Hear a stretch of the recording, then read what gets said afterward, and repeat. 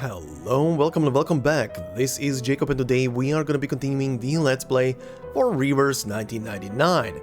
And yes, today we are going to be starting off with a series of DUSKS. Finally, this is not like last time just being used as a intro screen essentially for the Let's Play. But yeah, we're gonna finally start on the DUSKS and the endings and the gameplay and all this stuff. I'm really excited to see this because I've been delaying this for a while in the Let's Play because of other things that I wanted to do as part of it first, and yeah, we're finally here, and let's see how this is gonna go. Last time we finished off the Echoes in the Mountains story with the cutscenes. Once again, thank you to the Timekeeper channel that is documenting all of that. Really appreciate all the hard work. Really helps out with stuff like that, and yeah, it's gonna be interesting. I heard you guys say in the past that this game mode is kind of very similar to how integrated strategies in Arcanists is, and I'm interested myself to see how it's gonna function, look, and stuff like that. I saw on the previous episode one of you pointed out a huge paragraph of like basically a tutorial for Echoes in a Mountain, and I did skim through that, but I'm gonna go back and read that one once I get more familiar with DUSKS. So I have actually grounds to compare one and the other to each other essentially, and see what the differences are between the prototype and this permanent mode now. But yeah. Oh, and also before we continue, while it's still on my mind, I do want to mention it. If you've seen the community post already from yesterday on Monday, today being Tuesday, the next coming days and weeks probably will be a bit hectic because of Arcanists releasing not just one new side story, but also two. They're literally coming in a row in a span of like 2 weeks for one. I think it's like 2 weeks or 3 weeks for one, and then literally on the doorstep, as one leaves, another one literally comes in, and it's gonna be a lot. I've talked about this in the past, but just as a refresher for anybody who is new, who hasn't heard those messages, that stuff is usually done as a proper voiceover, not just like a Let's Play like I do here. It's both commentary, partially maybe pseudo Let's Play, but mostly it's a properly done voiceover with character voices and narration and other stuff that I add sometimes in there, and it takes a lot of time. It takes roughly like 12 hours just to record cutscenes for a 2-hour episode. And that's not counting any other work on it. So yeah, if episodes like this and the other Let's Plays on the channel are gonna be a bit sporadic in coming out, like I posted in the community post yesterday, that's basically the reason. That takes a lot of a lot of energy and a lot of sanity to complete. But yeah, just so you're aware, if stuff is gonna be outside of the usual schedule, that's most of the reason. So apologies in advance, but yeah, takes a bit of time, right? And yeah, anyway, last time on the previous episode, in the comments, Simon Goodman said, Zemmelweis carries the discs because that's basically all the arcane skills she could use. Even after completing her transformation and becoming playable, she still just chucks floppy disks for her first attack. Speaking of becoming playable, Zemmelweis was one of the favorite NPCs for the community, mine too, and she's... and mine too. Sorry, I only recently met her. And she's one of the only 6 NPCs that turn into a playable character. The others being Anjanala, Kakania, Slouchhat, Lucy, and a character I won't spoil, thank you. So it was pretty hype when she became playable and given for free too. Also very interesting that you put Anjanala in there, which kind of makes me guess, don't answer obviously, but it kind of makes me guess she's either then appearing in 2.0 or 2.1, I'm guessing, as a character. Just logically thinking. But it's fine, don't worry. Anyway, continuing, Zemmelweis reminds me a lot of Hoffman, like the other side of the same coin. And one of their biggest similarities is their devotion to the Foundation and for a cause larger than themselves. And as you're about to see later, their skill to make strategical decisions to take advantage out of a otherwise hopeless situation. They also seem to become close colleagues, which is probably they also seem to be close colleagues, which is probably why Semmelweis X Marcus exists, because Semmelweis is the closest character to Hoffman in both ways. Also crazy to think that Semmelweis is only 2 years older than Marcus. That is crazy indeed. She also has 2 other ships. One of them is relatively normal, and the other one of the weirdest, and you'll see that those 2 later. Okay. Also next, the second ending for Echoes in the Mountains is the canon one, and the Melody of Dusk ending is the canon one in a series of Dusks. After that, it's Semmelweis's Anecdote. Alright, this answers a question that I had on my mind, because I saw another comment pointing out that there was apparently another anecdote, like not the anecdote that I was talking about last time for Semmelweis, but that there was a character story or anecdote separate from that for Semmelweis. But the person, if I remember the comment correctly, couldn't remember if it was part of this or separate. But from what you said, I'm guessing that is part of this this game mode, so that's fine. Also, Semmelweis X Marcus? That is an interesting ship. I think I will need context for that. I think I will need context for that, and I will need to see interactions to see what this ship is about. But adorable, and yeah. Oh, and yeah, like you said, the second ending, Echoes in the Mountain, the second ending for Echoes in the Mountain being the canonical one, that's something I've already been told, I think ages ago or something like that. But also about the Melody of Dusk ending being the canon one for a series of Dusk. Cool. I'm gonna try and remember that.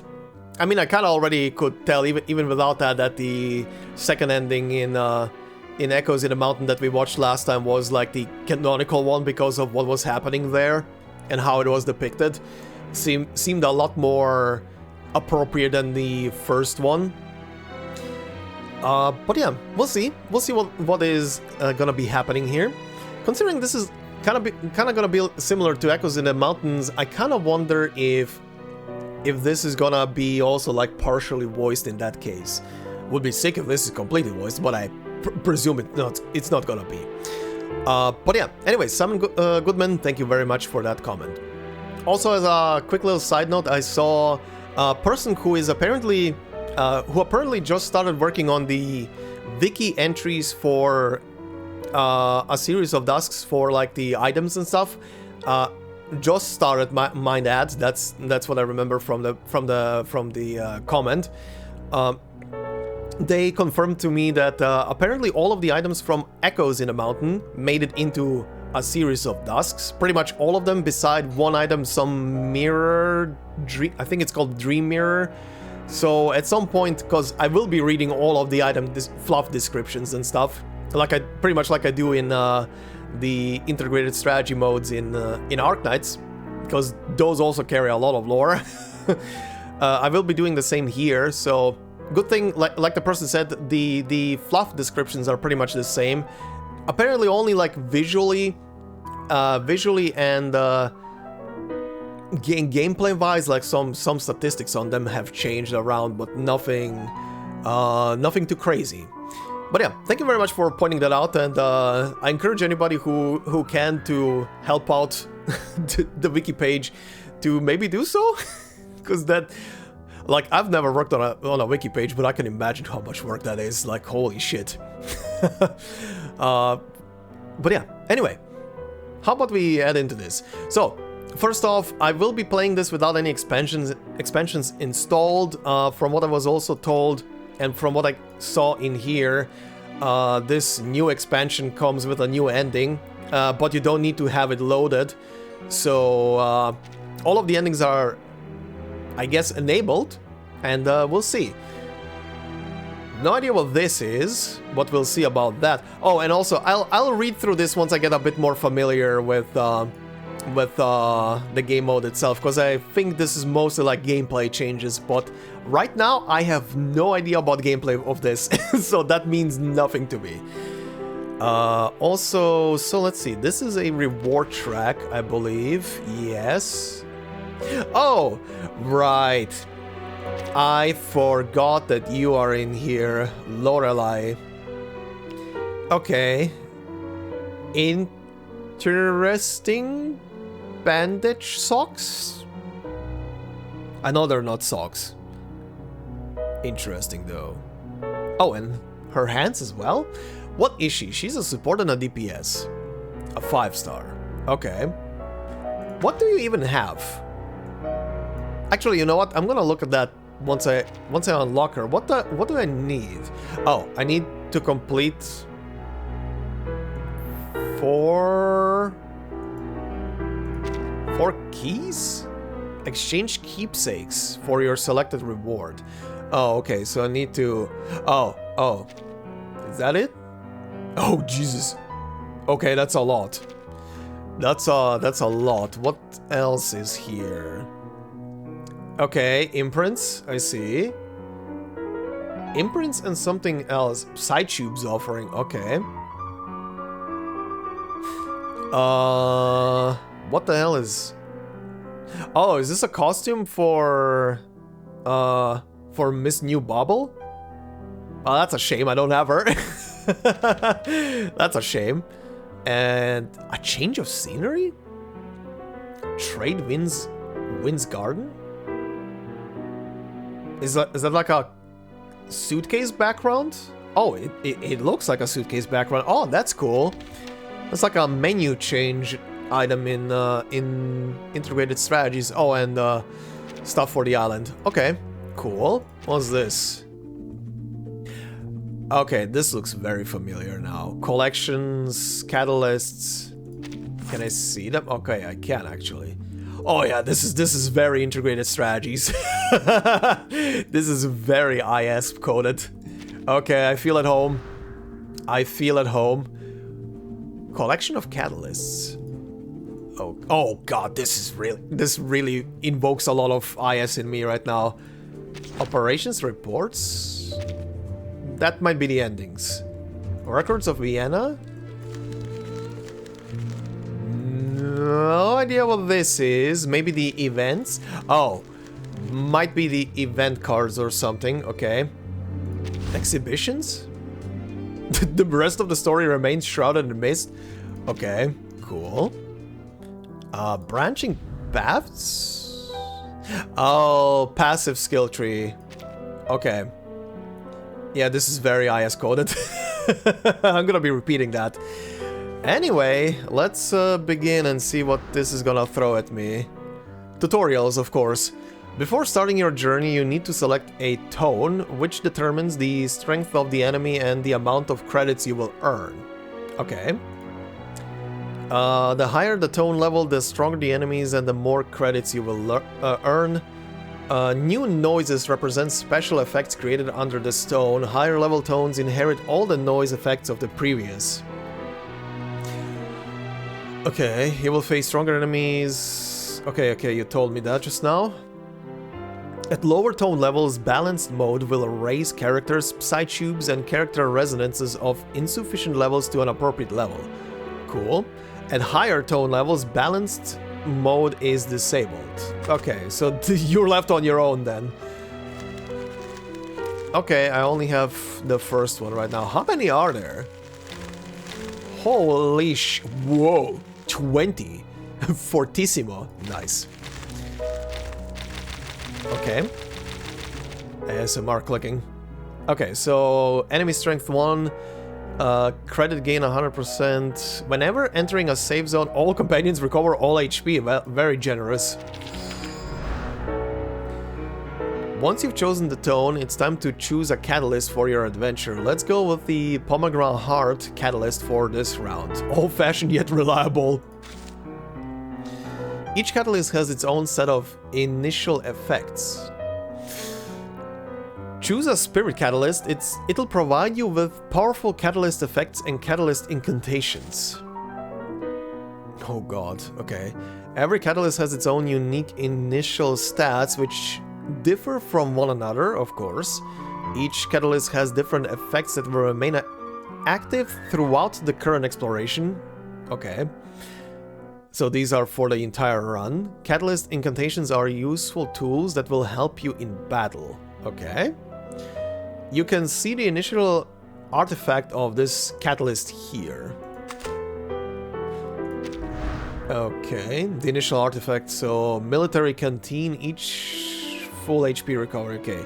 One of the essential items that Xeno Arms Academy provides to its internal staff. Please make sure that you don't take someone else's canteen by mistake, as the contents could be a nasty surprise. Ha! Did I have to write that because of a certain someone? Initial goldfinch coins, 50 initial... Oh, I'm gonna guess this is like the ingots in IS. Initial stimulus, max stimulus, 40-40. Okay. Initial lineup, clamor. Clamor cap? 15, okay. Catalyst effect, gain military canteen when starting out, recover 40 stimulus whenever entering a safe zone. Okay. At the start of an odd-numbered round, generates a rank 1 precast 8 incantation for allies number 1 and number 3 respectively. At the start of an even number round, generates a rank 1 precast... Okay, that's a cool little thing. Retains the ranks of all current incantations and randomly changes them into new ones. Cool. Generate a special incantation that can merge and upgrade a rank 1 incantation. Okay, cool. What else is there? Insightful Aid. Okay, 50-50-20. Gain Vibrant Quill when starting out. Initial lineup, Clamor Cap +5. Only support type discs will drop. At the start of the round, generates a rank 1 precast 8 incantation for a random ally. When an ally casts an 8 incantation, gain Moxie +1. Okay. Also, Quill. Vibrant Quill. That little green parrot has used this to record many things. Patient information, the latest psychotherapeutic procedures, and these stories only the two of them would discuss. Aww. Kakania. Ritual Dagger. Okay, I'm not gonna read all of these right now. Let's just start with the Pomegranate. After selecting your catalyst, tap here to summon your companion. Okay. This is what Clamor Cap is. Okay. In a series of DUSKS, every character has a Clamor value. The higher the character's star level, the higher their Clamor. When summoning characters, the total Clamor of the summoned characters cannot exceed the summoned Clamor Cap.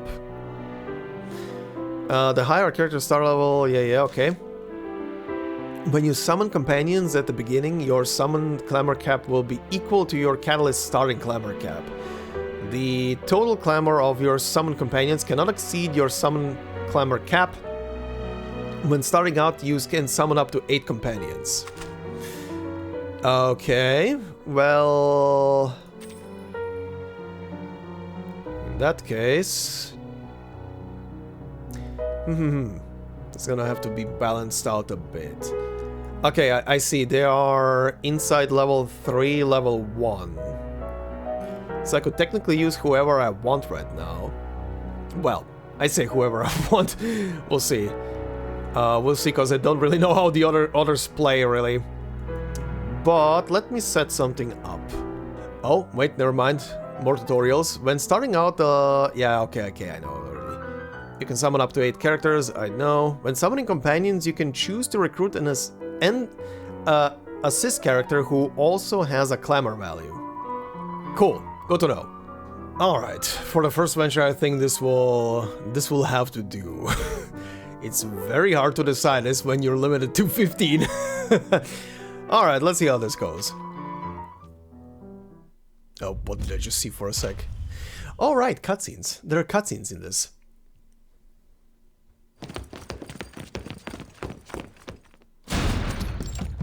Secret cabin.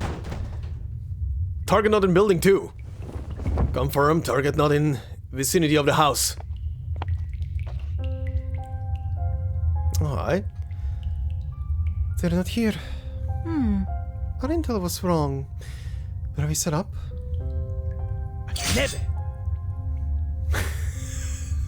Jesus Christ, this guy.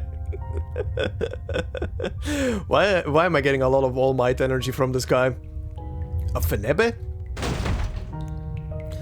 Razor swings his hand in frustration, knocking a hole clean through a wooden bookshelf. The notes lying on the shelf fall and scatter. Calm down. Calm yourself, Razor. Tearing up this place won't get us anywhere closer to our target. This Beyond has been alive for over 200 years.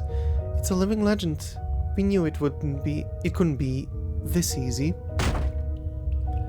Razor pulls his arm out, breathing out steadily. Semmelweis! You're right, I lost my composure. I am not one to admit defeat, but we are out of time to contain this vampire. We need to go back to the Foundation. We can't afford to take the risks with the storm. We know so little about this vampire's arcane skill. It has made it next to impossible to track. Which is all the more reason to hunt it. Besides... All that aside, our operation wasn't entirely fruitless. Semmelweis bends down to pick up the papers, now lying on the ground before the shelf. She scans the page, absorbed in thought. What does it say? It's an old bill. The Laplace researchers might be interested in this. At the very least, it could help us study the dietary habits of vampires. Uh-huh. Record of delivery, a bouquet, bottle of red wine, bouquet of flowers. This suggests that the vampire doesn't exclusively feed on blood as we thought. It apparently also dines on bread, wine, and flowers. Perhaps they consume pollen for energy. Was a bee? Just kidding.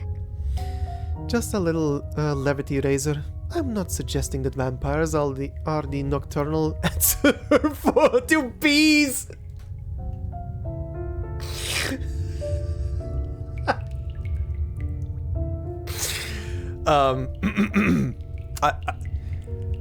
Look, I just love it when I'm on the same wavelength as the character.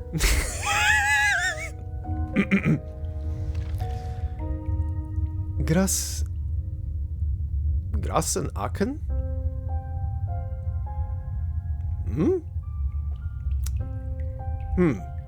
Okay. Is that Latin? No. Sounds like Old German? Or a dialect? Oh, wait. Gruß. Gruß an Aachen? Oh, okay. Jesus Christ. Gruß an Aachen. I must say, this vampire has exquisite taste in flowers. What's this? While Semmelweis is bent over the documents, Razor catches sight of something shiny in the corner. It looks like an orbaculum. Uh-oh! The orbaculum flares up with a red glow. Get down! Whoosh! Dark red incantations shoot towards them. Orbaculum. A folded blade swings open. Razor swipes down on one spell after the other. Semmelweis! Get out! It's too late. A shadow appears from behind Semmelweis. Oh? A sharpness pierces her neck. Pain radiates through her body as if tearing her in two. Ow? The shadow covers Semmelweis entirely. Oh, wait. Covers Semmelweis entirely, crushing her beneath it. Uh-huh. Oh, hi. Where are you now? A hotel? God, the heartbeat. Semmelweis lurches up from the bed. She reaches out to place her hand on her chest, trying to calm the erratic beating of her heart. She gasps for air, then puffs it out again as if trying to expel the memory. Was that a dream? Was that a nightmare? Or perhaps a hallucination? It's difficult to tell the difference. Nothing feels real now. She takes a deep breath and touches the wound on her neck. The scars have nearly faded now. She traces her fingers over the twin puncture marks.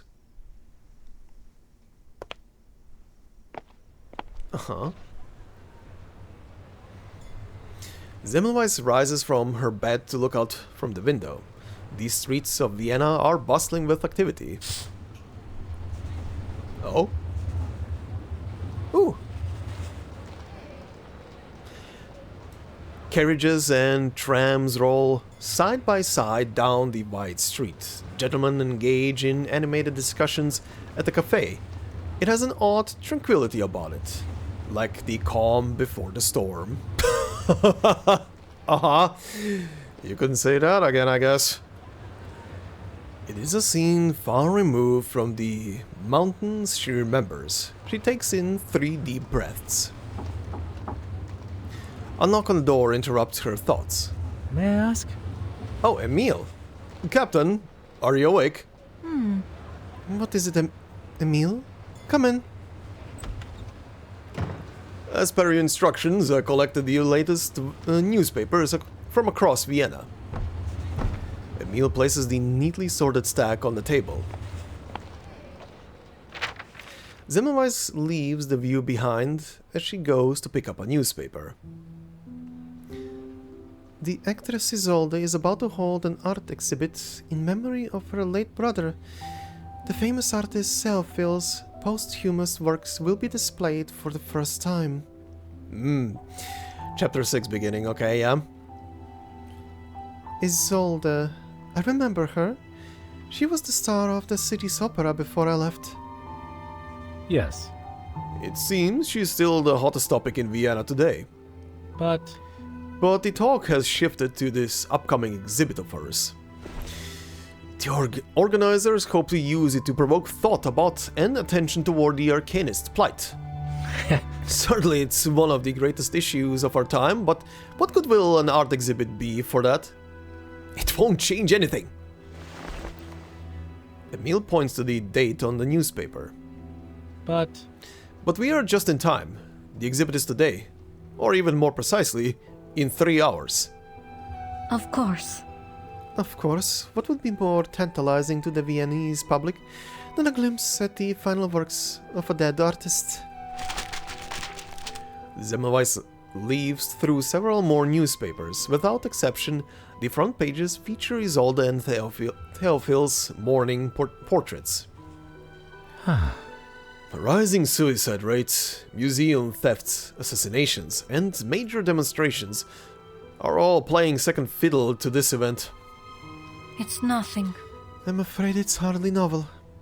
There's something about when an artist takes his own life, that potent mix of tragedy and brilliance. No matter the era, it has always grabbed the headlines. Oh yeah. All the more so that he was the last male scion of an ancient noble house. The exact sort of gossip the Viennese gobble up. Politics and revolutions will have to wait their turn. I guess I shouldn't expect any difference. The city has always found a way to distract itself with sensationalism. Never mind that the empire is falling apart at the seams. They can't even put effort into addressing the Arcanist problem, which I'd say is the easiest to solve. it's ridiculous. All their registration policies do is force law-abiding Arcanists to be weighted down by unwieldy bureaucracy. Shoot. Never mind that the lawless fanatics couldn't care less about the damned registration. Mark my words, Captain. I'm These sorry. lunatics will drag the normal Arcanists down right along with them. Sorry, I didn't mean to. Emile catches himself, remembering perhaps too late that his superior, too, is an Arcanist. Embarrassed, he stops his tirade. If left unaddressed, these Arcanist lunatics are certain to turn many normal Arcanists into lunatics themselves. Unrest breeds further unrest and crackdowns. However, I spare a little sympathy for the Empire. Between the Bohemians, Croats, and Romanians, they're verging on total collapse. It is little wonder the Arcanist problem has been left to fester. Croatians mentioned. Thank you. A wave of nationalism is sweeping through this era, which, with each side pulling apart, the tapestry of this ancient empire seems destined to be frayed and torn. Oh yeah. Noticing Emil's agitation, Semmelweis smiles disarmingly. Oh, never mind. Never mind that, Emil. It's often unpleasant to deal with Arcanists. I admit, I am myself not very fond of Arcanists.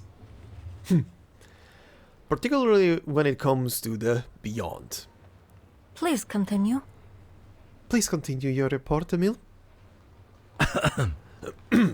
Arcanists... Captain, that is to say, it relates to Arcanists. I conducted a cursory investigation into the Arcanist refugee community here in Vienna and gathered more information about this so-called Lorelei from the Rhine. Lorelei from the Rhine. Even though she has been expecting it, Semmelweis catches her breath as she hears the name. She instinctively recalls that letter, the one whose contents she has not disclosed to anyone in the Foundation. Lorelei's reputation among the lower-class Arcanists is beyond what we had imagined.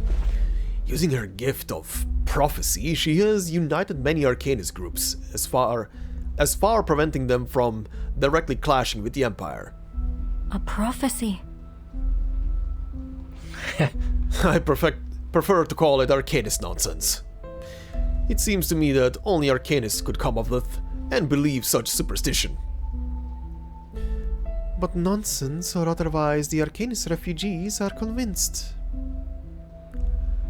According to this prophecy of hers, the world is a valley with a flowing river and we are colonies of ants living on either side of it. Huh. Interesting analogy. Does the river represent the river of time? Okay.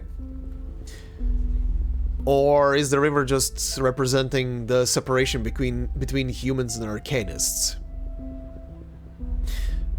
Or both? In times past, we lived and died beside a river, enjoying its bounty just as our ancestors did. But Today, however, the river is forcing a cataclysm. The floodwaters will soon come rushing down to devour everything in their path. And our valley will be no exception. In her words, we are entirely helpless against this irreversible reckoning. All we can do is seek help to escape it. But Lorelei claims to be the savior who will rescue everyone. it's ridiculous. It's all a bit cliché, isn't it? She may as well just call herself Noah. But to Semmelweis, this story meant something entirely different. Do you think this flood that Lorelei talks about may be the storm? Just another doomsday prophecy, or is she really an oracle for the storm? What on earth is she trying to do? What is her goal in prompting this prophecy? Countless questions begin to swirl in Semmelweis' mind. Whether or not Lorelei's prophecy turns out to be true, she can no longer ignore the existence of the storm in the Arcanist world. So, what about Lorelei? Did you find her? Unfortunately not. I haven't gotten any leads about Lorelei's whereabouts. Except that she seems to have disappeared. That's strange. She shouldn't have returned to Vienna, but she should have returned to Vienna by now. Why else would she have me look for her here? Captain? What are you talking about? No, nothing. Nothing. Please continue. Simply put, after Lorelei disappeared, the Arcanist refugee community has splintered. It's not yet risen to the level of the other crises that the Empire is facing, but these out-of-control Arcanists are threatening to consume significant problems. Consume or cause? Cause. According to the data, just this month, demonstrations and vicious incidents have been happening left and right. The Arcanist crime rate has doubled. Some of the refugees have turned to the Manus Vindictae and have begun fighting what they call the human powers that be.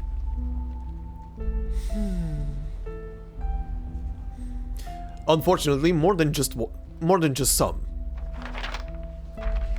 Emil hands a few selected articles over to Semmelweis.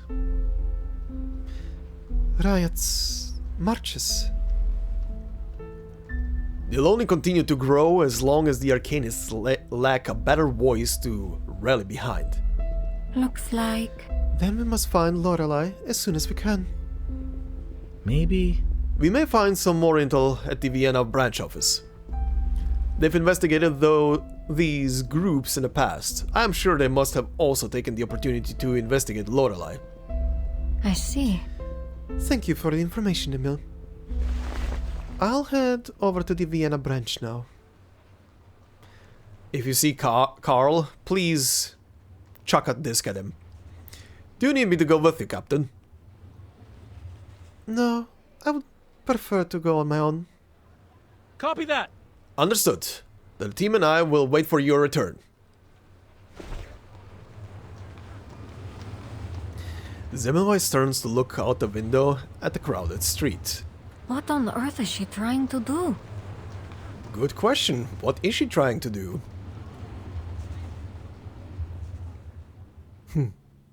Alright. To be continued. Okay, Vienna. let's see. It's been so long. Oh? A bit of a voiceover?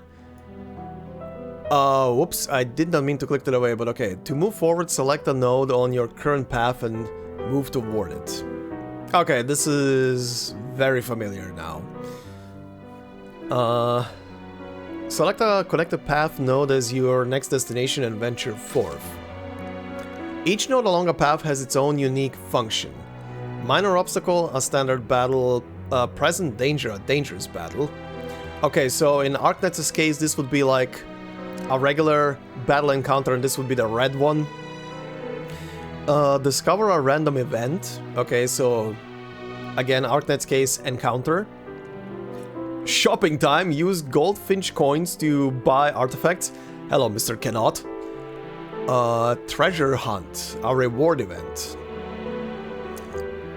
I guess the gambling nodes would be akin to this then? Rest site grants recovery effects. Safe house, I guess? An impending crisis, the area boss. Okay, easy to explain. Okay, yeah, very similar. Very similar. This is a shortcut to this. This is my... Oh... Why do I have... Why do I have a Resident Evil inventory? Not gonna lie. I like it. I like it.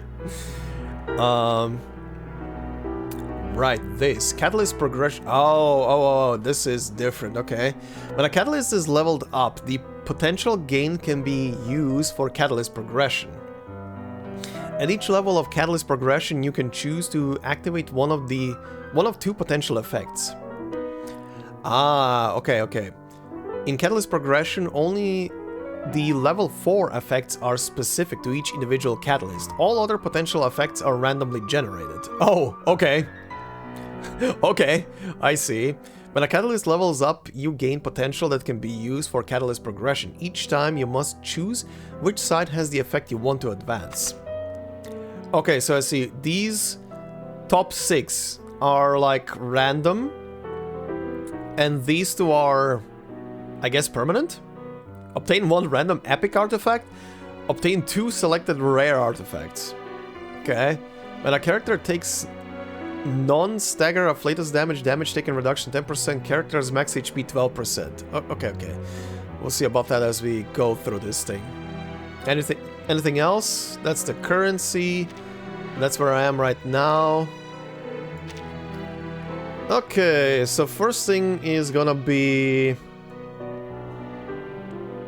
Let's go here. Professional attitude. I guess recommended types to use. They don't, or enemy types. They don't trip you up as easily as they used to, but they keep trying. Even a stubbed toe is a success to them. Okay. Same text on them. In a series of dusks, the total clamor of the deployed characters cannot exceed the lineup clamor cap. Deployed character is a combatant. Sure. It seems you're ready. You can use all the psi tubes you own. You can configure aiders below the deployed character to provide additional effects during combat. Okay, the total clamor of your lineup. Okay, this is kind of funny that in the background it's Semmelweis and Sonetto. The total clamor of your lineup companions cannot exceed the team's clamor cap. Aiders can only be placed below the deployed character's combatants and also contribute to the team's clamor. After placing an aider, tap the card on their right to adjust their aid skill. Okay. Casting an 8 skill in battle also grants Moxie to their corresponding deployed character. Ah, okay, so they basically kind of gain like an extra skill. When a deployed character combatant gains their ultimate in battle, they gain their aider's ultimate as well? Okay, that's kind of cool. When using an aid skill, the afflatus and damage type of that skill will match the corresponding deployed character. That's also cool. In a series of dusks, certain incantation effects and behavior will be different from regular battles. You don't say. Okay. Alright, let's see this. Very well. The enemies don't seem to be in the habit of wearing gas masks. Sure. During battles, the original tuning will be replaced with catalyst incantations. Using catalyst incantation consumes stimulus. Any remaining stimulus from this battle will carry over to the next. Ah, okay. I was wondering about that, because it said that this replenishes when entering a safe house. In a series of dusks, tuning is replaced with catalyst incantations. You can consume stimulus to cast catalyst incantations. Note that stimulus cannot be gained through normal battle actions. After battle, your remaining stimulus will be carried over to the next battle. Alright. Let's see. Oh god, I need to now remember what the other characters do. Have I startled you? Battles have little meaning, save for the prizes to be won. Okay, this is definitely interesting. Alright, now for this. During artifact selection, you can choose and keep one or more artifacts for yourself. Scary forceps? Can be tempered with bloodthirsty hammer. After casting a higher rank incantation, damage bonus is increased. Okay. A twisted pair of forceps. A cavity sufferer's nightmare. Just pulling this thing out is enough to make people shake in their boots. Dynamo ritual. When in layout, when entering battle, a random ally gains dynamo. A product of technology used for meticulous machinery, up to 30 stacks undispellable. Okay. When inserted into a voltaic artifact, slightly enhances the artifact. When inserted into other artifacts, adds the voltaic tag to the artifact. Okay. Thanks to the collaboration between the Laplace Universal Materials Enchantment Department and the Arcane Skills Storage Department, attaching arcane skills stored on floppy disks to items is now easier than ever. Cantarella Toxin. When entering battle, generate one special incantation, Cantarella Toxin. If a medication is within range, generate one more incantation. Inflict 5 stacks of venomous gash on the target for 4 rounds and inflicts 5 instances of poison on the target for 4 rounds. At the end of the round, takes own attack times 30% Genesis damage. Okay, that sounds interesting. Mucus, toxins, suspicious hues, trembling bubbles. Use this to turn absolutely any unfavorable battle to your advantage. You know what? That Why was not? easy. You have acquired a new artifact. Tap here and have a look. In a series of dusks, each artifact has its own unique grid structure. Artifacts need to be placed on the left side in the layout to take effect in battles. Newly acquired artifacts are automatically placed in the layout. When there's not enough space in the layout to place artifacts, the newly acquired ones will be placed in your stash on the right. You can drag an artifact to any desired position in the layout. Okay. By cleverly placing artifacts, you can utilize their grid interactions to gain bonus effects. Tap on an artifact in the layout to select it. You can rotate non-square artifacts by tapping on them again. This really is just a Resident Evil inventory. Alright. Automatically placed in your layout. When layout does not have room, yeah, they go over there. Each artifact has its own grid structure, yeah. Each belongs to a specific type and can have one or more tags assigned to it. Yeah, I've noticed. The floppy disk is a special kind of artifact. Okay. They can be placed directly in your layout to provide special passive effects. Oh, maybe I should have taken that then. You can also use a floppy disk to enchant an artifact, either by dragging it onto a slotted artifact or by tapping on an artifact slot and then inserting the disk. Enchanting an artifact with a floppy disk that has the same tag as the artifact will enhance its base effect. Enhancing an artifact with a floppy disk that has a different tag, then the artifact will add the disk's tag to the artifact. Holy shit, okay.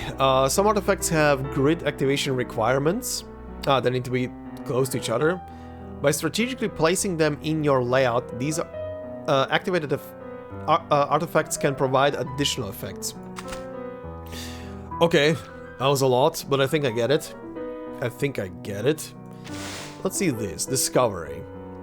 The forest glows golden, the road forks, and you always take the less traveled path, leaving the other for another day. To the back of the cave, a song echoes from afar, slow then fast, harmonizing with this melody, causing the water to tremble. Semmelweis looks back the way she came, seeing only colors, just colors. In the chaos, she sees a light, a ring, bright, beautiful, strong, that can take her anywhere, places further than the future. Feel the light. Lose one artifact at least 4 shopping times. Shopping times will appear in the next area? Okay. Hidden in a corner. Lose 60 goldfinch coins. At least 5 treasure hunts will appear in the next area. Ignore. Oh, this is kind of like preparing the next sector. Ignore the light, keep moving forward, end the encounter, look for another way out, leave here perhaps to return again later. I'm gonna go with hide in a corner. From out of nowhere, a horde of critters surrounds Semmelweis. They lock eyes, time stands still, and then the art descends again, and all present reach an unspoken consensus. Also, I just want to say, I'm probably gonna try with these events just to do all the responses just to see what the flavor text is gonna be, just for shits and giggles. Okay, let's see about the shop. Don't think I'm gonna have much to buy with right now. A carefully curated collection can bring joy to a pleasant journey, and a powerful talisman can ease fears on a difficult path. Uh-huh. Hey, there's a floppy. Gastric pouch. When defeating enemies, gain goldfinch coins. When losing goldfinch coins in battle, all allies gain max HP permanently. Unique artifact cannot be copied or stored. This writhing, spirited stomach once belonged to an arcane sheep. Huh? To such an overwhelmingly powerful digestive system, thorns are no different than tender green leaves. Strong painkiller. How much is this? 320, yeah, no chance. Strong painkiller. When entering battle, generate one special incantation, strong painkiller. If a medication is within range, generate one more incantation. Purify 4 random negative statuses from all allies and recover max HP for all allies. If you have a large bottle of benzoin on you, it goes without saying that you mustn't let your guard down. The more unstoppable you feel, the more cautious you should be, lest you return from your adventure with even graver injuries. Hey, a boxing glove. Left glove. At the end of the round, all allies gain unsparring. Damage dealt plus 5% up to 50. Ooh. That's kinda good. Despite its missing matching counterpart, this left boxing glove is incredibly useful. It's like having an aging but dependable father by your side, always ready to protect you. That's cute. This I already have. Oh, this... Oh, no, this was available last time, but this one can be enhanced with floppies, right? I see the icons now. Tusk necklace. After performing a one target attack, inflict gash on the target. Extra actions have a chance to inflict additional stacks of gash. Okay. No one knows what kind of animal this tooth came from. All that is certain is that every time it is touched, an inexplicable power surges from within. Tusk glove. If anyone knows the reference, you know where the power is coming from. Anyway, 7-day Winder. When in layout, grant 2 energy to all will take artifacts within range. At the start of the round, all allies gain dynamo. Okay. An iteration of the 1-day Winder. One wind will keep the doll moving for 7 days. This model sparked protests from the Doll Rights Association. They claim that the doll's fatigue far outweighs the joy it provides. Oh god. Okay, now this. Exilia Ritual. When in layout, when entering battle, temporary incantation draw limit +1. Ooh. When inserted into a craft artifact, slightly enhances the artifact. When inserted into other artifacts, adds the craft tag to the artifact. Thanks to the collaboration between the Laplace Universal Materials Enhancement Department... Oh, it's the same text as the other floppy. Okay, I see. Abundance Ritual Drive. When in layout, when entering battle, gain a random number of goldfinch coins. When inserted into an abundance artifact, greatly enhances the artifact. When inserted into other, adds the abundance tag to it. A support tool for ritual disc designed by Laplace's Arcane Skill Storage Department. It is used to forcibly override discs with a specified incantation. Testing has shown that repeatedly writing the same incantation may enhance its strength. A small number have been distributed to be used as experimental items. Huh, kinda like layering a spell, huh? Well, I don't have money for anything else, but I'm gonna take this. When entering battle, temporary incantation draw limit +1. Sure. Time for some shopping. Time for some shopping. Kinda late, we already did the shopping. Stumbling block. Deceiving, enticing, and scheming for what seems like forever. If you're unprepared, there's still time to consider the consequences. Uh-huh. Mini boss Bella, Lord Bunkle. Okay, carbuncles. Let's do this. Greetings.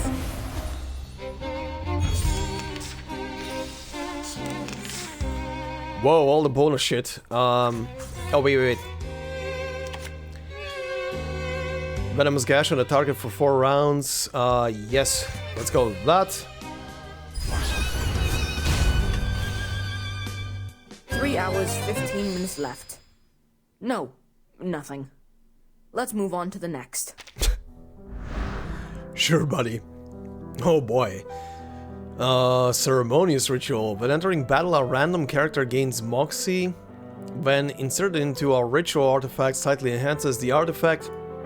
When inserted into other artifacts, adds the ritual tag to the artifact. Okay, this part is the same. I guess this one as well. Dynamo ritual, that's what I saw already. When in battle... when in the bullet status. Bullet status? Shit. Gotta check, okay. Damage bonus is increased. When performing an extra action, there is a chance to double the damage bonus increase. Damn. A makeshift fouling piece that does not even deserve to be classified as a custom weapon. It's literally just two guns tied to each other with like a piece of cloth. However, it has the ability to kill two enemies with a single shot on the battlefield, making it deceptively effective. What the hell is that cuteness? A bunny hat? It's a bunny! At the start of the round, grant a lucky to a random character. Critical rate 5%, crit damage plus 5% up to 50, undispellable. Okay. A furry soft thing. It is fury. It is said to bring good luck and allows you to fight on the front lines unharmed, but it's more likely that its cute and harmless appearance inspires compassion in the hearts of the enemy. Maybe. Okay, let's see. Let's take this one.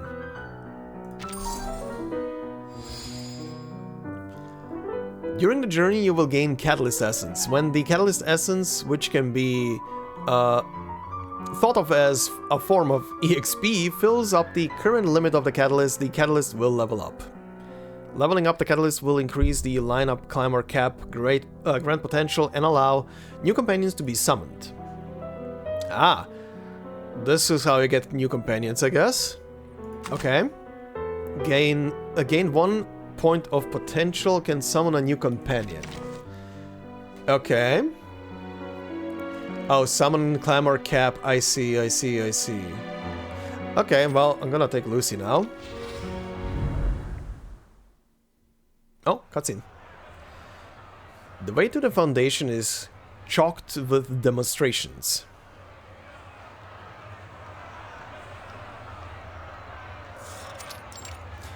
Bring road. Hey!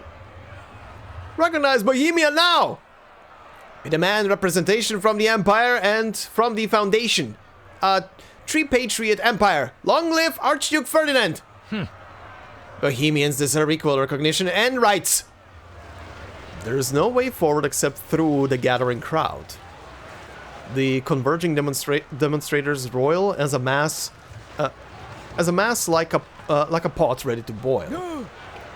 Give it up! The Empire must not change! Shoot. Fucking ungrateful Bohemians! Looks like... It seems like there is no way through all these protests. Semmelweis rubs her temples and lets out an exasperated sigh. The Foundation may not be the primary target of the protest, but they have already tightly sealed its entrance to avoid potential violence. That was Carl's decision. She knows that instinctively. Given the situation, it's doubtful they'd let her in, even if she could find a way through. Carl is not a bad person, but no, he won't budge on this. Normally, Semmelweis has no trouble with bureaucrats and their reservations, but standing here looking at the results of their inaction, she mouths a few choice words. Shoot! Salzburg? Salzburg, where are the guards? Where have all the guards gone? Come on, run up these backwards yokes and send them back! Look! Brothers and sisters, did you hear what he just said? These Austrians are always so arrogant and dismissive of us. That is why we must establish our own kingdom. A kingdom of the Bohemians. You hear that? The Empire should arrest and execute these traitors. Let's show them! Let's put the inferiors in their place! Good God. The protesters quickly come to blows, engaging in a heated and bloody exchange of ideas. This scene calls to mind the image of two ant colonies fighting, neither beautiful nor orderly, their actions driven solely by instinctive adrenaline. Nothing interesting. Looks like... There'll be no getting any information from the Foundation today. I'll have to find Lorelei another way. Ignoring the chaos around her, she prepares to fall back to the hotel and make a new plan. This fighting wars of identity and nation, it's a small blip in history, soon to be dust in the storm. Well, that's one way to look at it. Either way, I can't let myself be caught up in all this.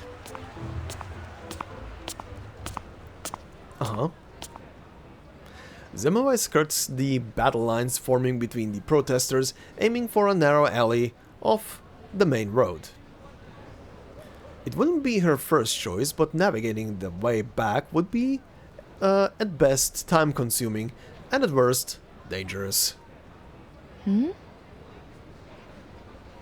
A figure emerges from the group of Arcanist protesters. Their face is hidden, but it seems that they intend to leave the scene via the small alley she's heading towards. The figure seems to notice this as well. Okay, who are you? You're from the Foundation? What bad luck, I don't have time for this right now. The woman takes a few hurried steps forward and hurries into the alley ahead of Zemmovai's. Pausing a moment to think, Zemmovai pursues her into the alley. Who are you? Alley. The bright green of her dress stands out in the dreary alleyway. If she had been attempting to evade Zemmovai, she made a poor showing of it. Oh, Kakania? Hi.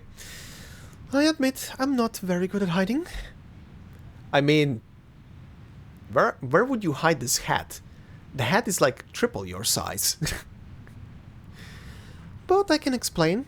I wasn't involved in this protest. You have to believe me. I can show you my arcane skill permit. Shoot, where did I put it? The woman in green reaches into her clothes but freezes in place. You are... And you are... Zemmovai glares at her, recalling any information she can about the green chatterbox before her. Miss Kakania? You're Kakania, yes? A known member of the Circle? You mean... You know me? Yes. Of course. Miss Kakania, I think you misunderstood. I'm from the Foundation, but any relation you have to the protests here is none of my concern. Oh, good, good. But I think I left my arcane skill permit at home. If you don't mind, I can take you to get it if you need to. Wait. Nor am I here to check your arcane skill permit. In a flash of movement, Kakania abruptly pulls aside a nearby curtain, revealing a mirror. A brilliant white light flashes from it, that envelops Zemmovai completely. Zemmovai attempts to react, but is too slow to escape the light. Apologies, miss. Under normal circumstances, I wouldn't do this, but I really have no time to spare explaining myself. Isolde's art exhibit is about to begin. Don't worry, I didn't use my full strength. You'll only be unconscious for half an hour, tops. Damn. Okay. Well, that should do it. Kakania snaps her fingers, and the white light in the alley fades. It didn't work. As the light disperses, Zemmovai stands in place, entirely unaffected.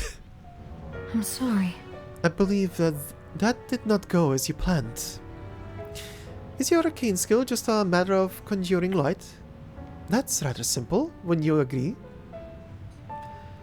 My arcane skill failed? It is just a little trick, but it should have been enough to get a glimpse into her mind.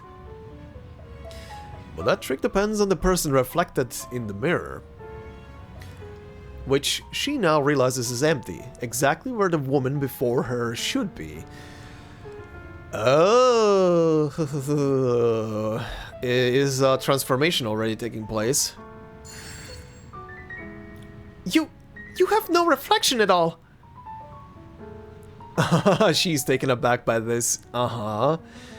Okay, so whatever happened at the beginning of the story is starting to have an effect now. Semmelweis also realizes this strange phenomenon.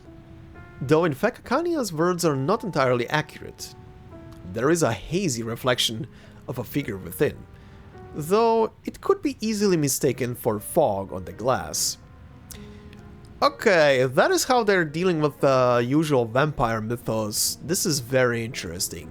Usually the depiction is like, kind of like complete invisibility. But this is kind of cool if it stays like this. That's surprising. That is most surprising. Could it be an effect of the disease? How can this be? If only the timing were right, I would definitely give you a thorough examination. She's immediately in the mode. But I have to make this quick. Kakania's expression turns serious again, and the mirror emits another blast of dazzling light. Sorry! This time the light takes some effect. Semmelweis is blinded for a moment from the bright flash. If magic doesn't work, flashbang! Though it took all of Kakania's effort, the scene in the mirror at last begins to change. A burning attic, grey marble buildings, a melting sky? What is all this? Oh? Semmelweis' past? Joint Committee of SF. As Semmelweis opens her eyes, she notes the obvious. Her surroundings have changed. It is a hallucination, undoubtedly. Naturally, she has plenty of experience with hallucinations. There is nothing special about this one. Or at least, there shouldn't be.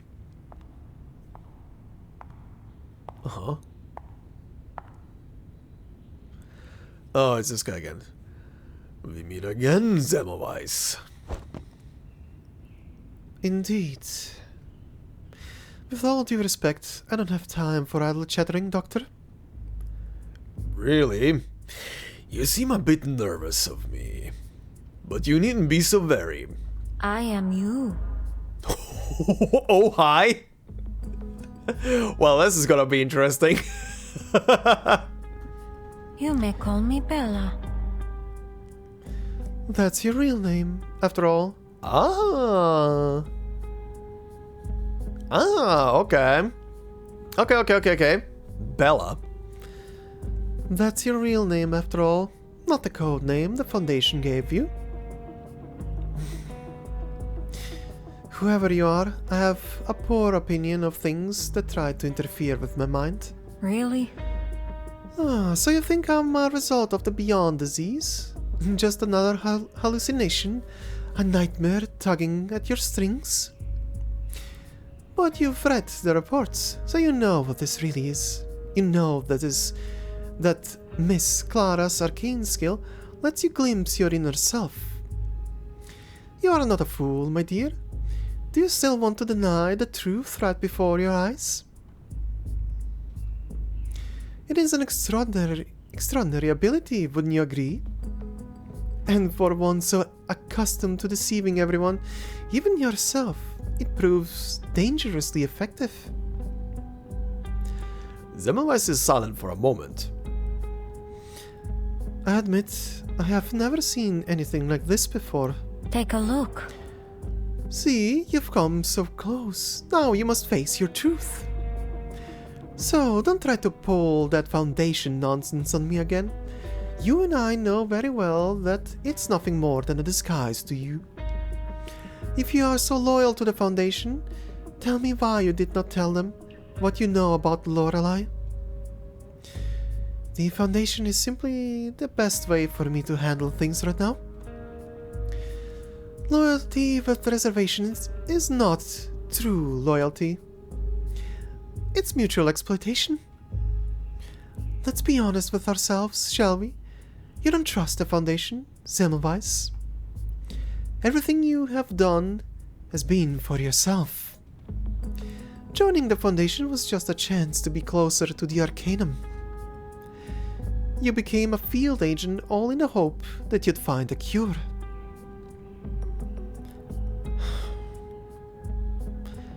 But of it, since the start, the Foundation has offered me the best way for me to accomplish my goals. That's all. That's never been in dispute. I'm just happy to hear you finally say what you truly believe. You aren't so noble. You're just another person running from death, trying to change your faith. It's in your nature. Fascinating. A glimpse into her inner self. Okay. I wonder how much of that is just... Oh, we're still continuing, never mind. I thought it's gonna be back to the regular Kakania's clinic, huh? Where am I? Semmelweis puts her head on her hand on her head and sits up from the couch.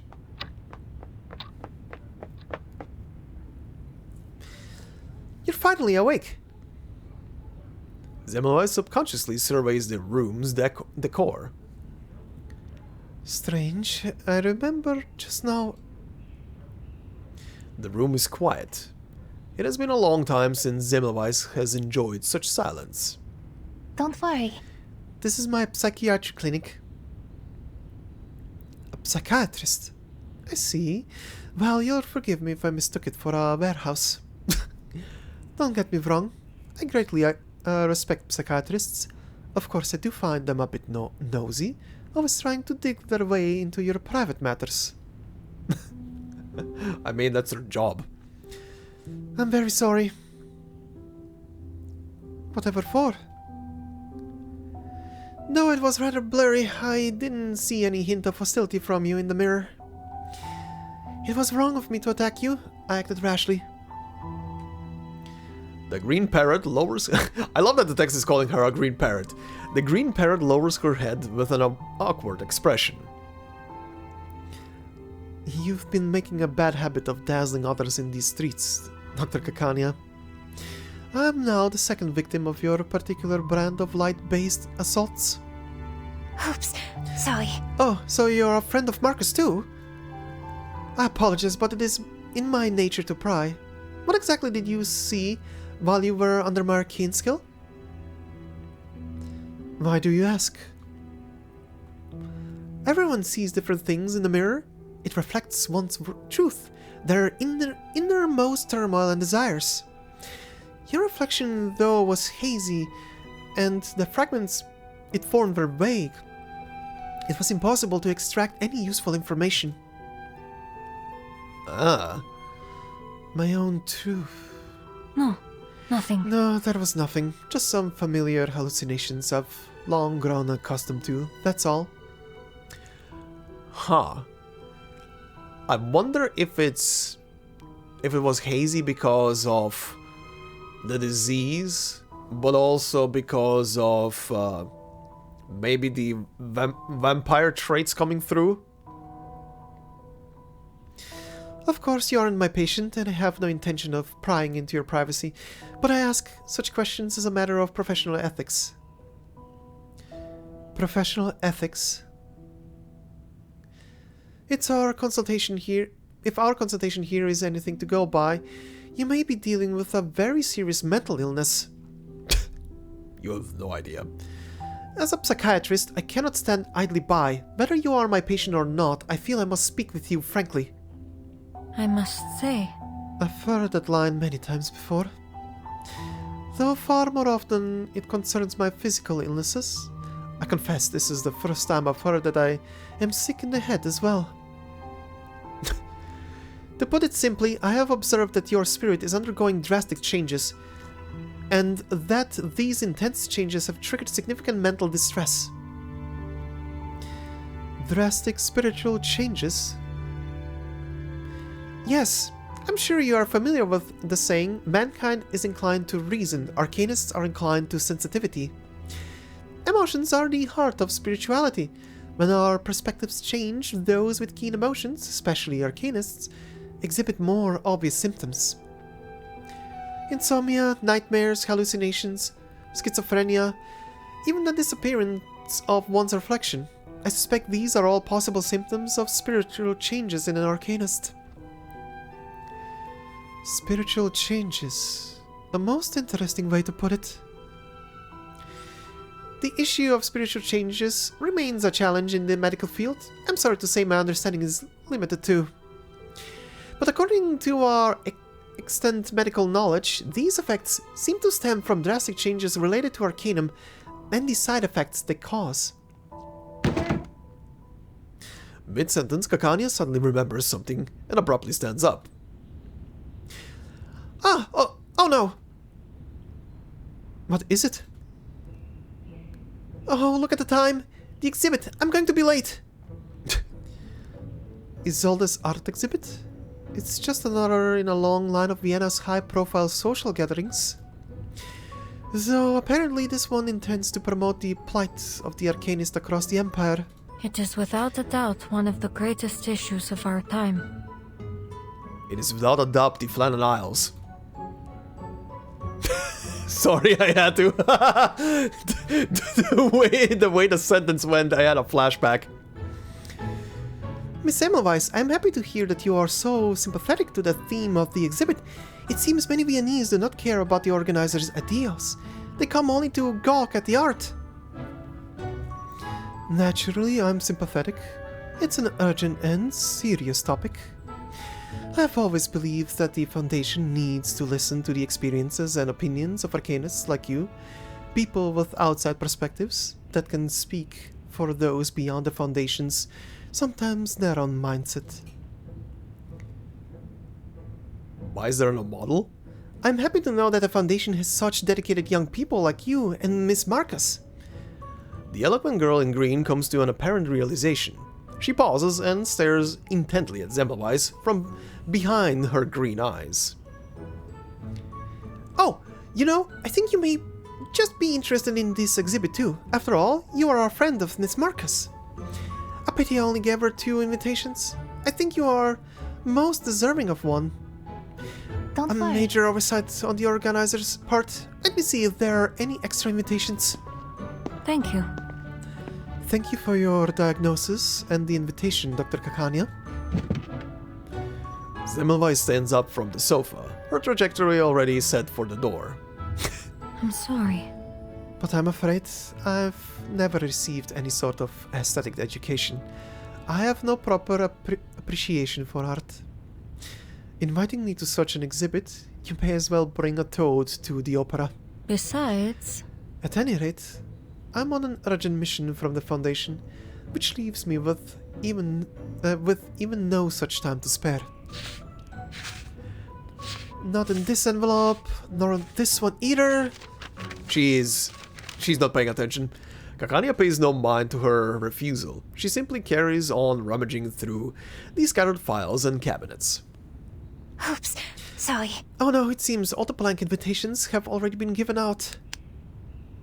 Kakania taps her head ruefully. Only Miss Valentina and Miss Lorelei's invitations are left.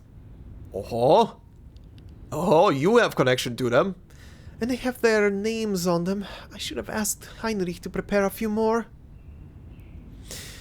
Well, that will stop her in her tracks.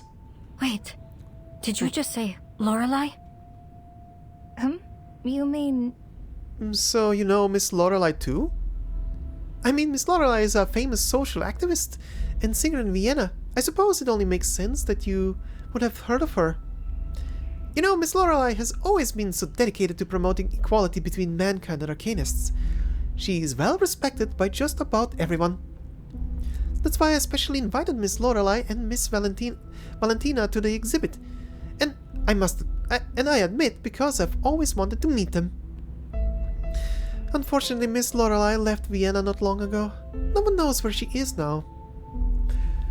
hopes up and immediately down.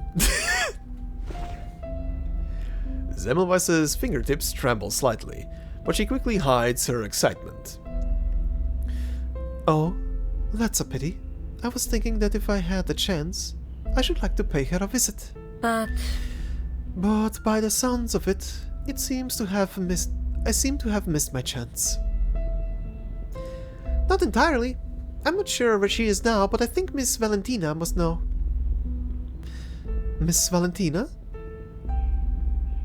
She's another social activist and a very good friend of Lorelei. She runs a small bar near the riverport. Maybe you can try your luck there. If you need to speak with her, I can give you more detailed directions. Hey, there's the feather. At this, Kakania picks up a parrot feather from a nearby table and hands it to Semmelweis. don't worry. There's a vendor I know. Just give him this feather and he'll help you find Miss Valentina. But I apologize. I'm afraid I can't go with you myself, Miss Semmelweis. I'm expected at the exhibit's opening ritual. As a member of the circle, I have to be in attendance. I understand entirely, Doctor. I don't know much about art, but I think I understand how important this showcase of Mr. Theophil's posthumous works must be to you. Semmelweis steadies her still trembling hand as she reaches for the feather. Without further ado, I must take my leave, Doctor. Semmelweis puts the feather in her pocket and nods to Kakania. Good luck, Miss Semmelweis. Okay, does this lead into the map?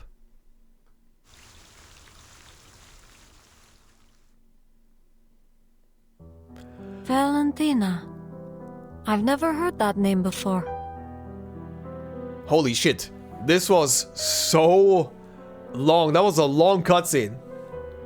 Okay, what do we have? After completing an area, you will enter a safe zone. You can tap on the pieces in the safe zone to interact with them.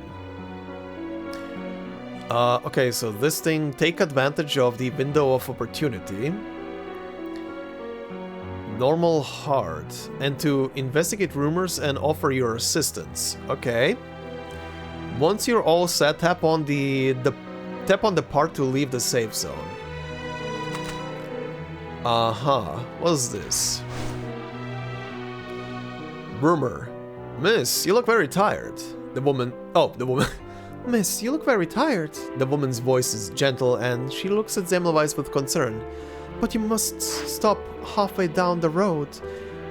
She hands Semmelweis a gift. If you are willing to continue owning yourself, you will gain what you desire from it.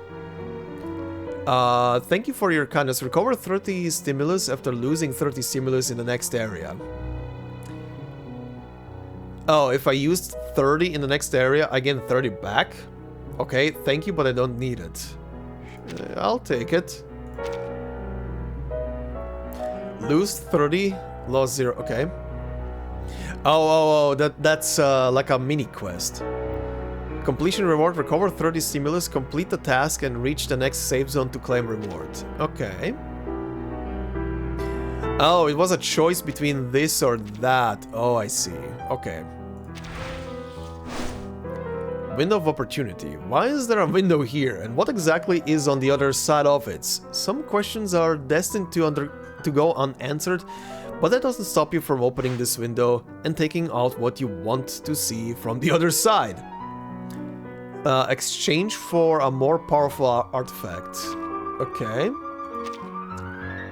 Don't have access to this. Obtain artifact but suffer negative effect. Activate branch building charter. Okay. Voiceless scales. Trade an artifact for a random artifact. Okay. Sure. Bartering is the most primitive form of exchange. It may not be fair, but you will find that went away. You can receive artifact exchange recipes on the left side of the screen. The exact requirements for each item are listed to the right. After the exchange, the required materials will disappear and you will receive the targeted artifact. Oh, I see. If I have... Oh, so I can double up on these. Okay. Okay, that's very interesting. That's, oh. Detail or no detail? Okay.